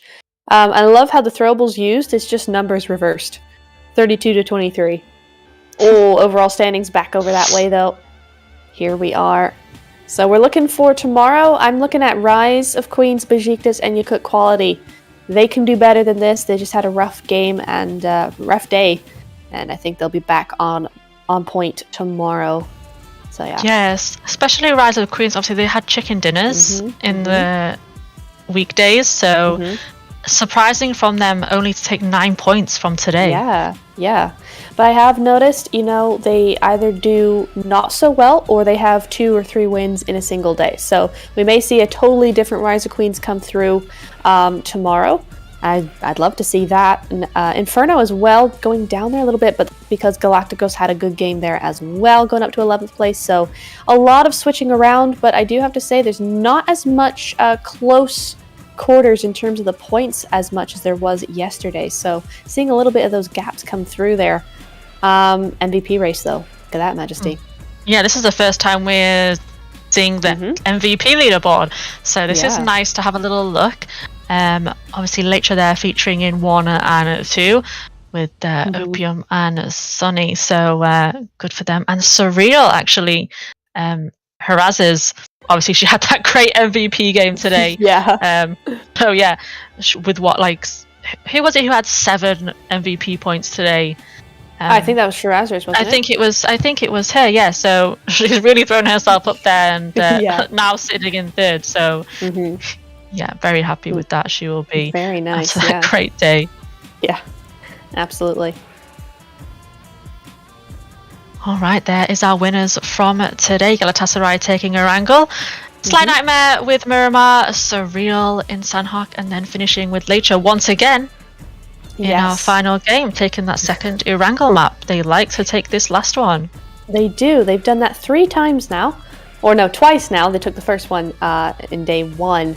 But yeah, really nice to see just a really different set of teams going on and winning these things. Really nice to see Surreal on this list as well. I mean, we have seen all the other 3 here before over the last couple of days. We have seen them all win at least 1 game, but Surreal, I'm not sure they've won one yet, so it's really nice to see them up here. And it's just really nice to see, like, different teams win these different matches rather than total domination. But I mean, if you're in that strong position where you're able to get that total domination, then why not? Go for it. Do it. We'd love to see it. We'd love to see these teams be super, super strong. And it's just a lot of fun for us, the viewer, isn't it? It really is. So, those games were very, very sweaty to watch tonight. Very to keep up with. Great games absolutely tonight. Great games, super exciting to watch. I mean, I've had a great time. What is it, 11 o'clock now? We've been here since 8, so it's been 3 hours. Does not feel that long at all. It's just been fantastic games. Just No, really, really like, fun. Normally, I'm ready for bed. I'm ready to go. Tonight, I'm like, give us more. Give us I want more tonight. Yeah, absolutely. Just been so, so good. But we are going to get more tomorrow. We just have to wait a little bit, just 24 hours, and then we will be back here ready to go for another 4 games of this. And if it was anything like this, and I think it's going to be more than this, we're in for a cracker of a night. So really, really looking forward to tomorrow. We've had fantastic games here tonight. Looking really good there. But those points, they're getting a little bit gappy. Little bit not as close as they were before, and certainly not as close as the qualification points coming into the Super Days. So going to be interesting to see how that all pans out. But that is it from us tonight. Thank you so much, Majesty, for joining me here this evening. We'll be seeing you tomorrow. You'll be seeing me tomorrow. We'll be seeing these teams tomorrow as well, coming in here for Super Day 2. Tomorrow, same place, same time. But for now, we will be going, and thank you so much for watching. Good night, everybody. Good night, guys. See you tomorrow.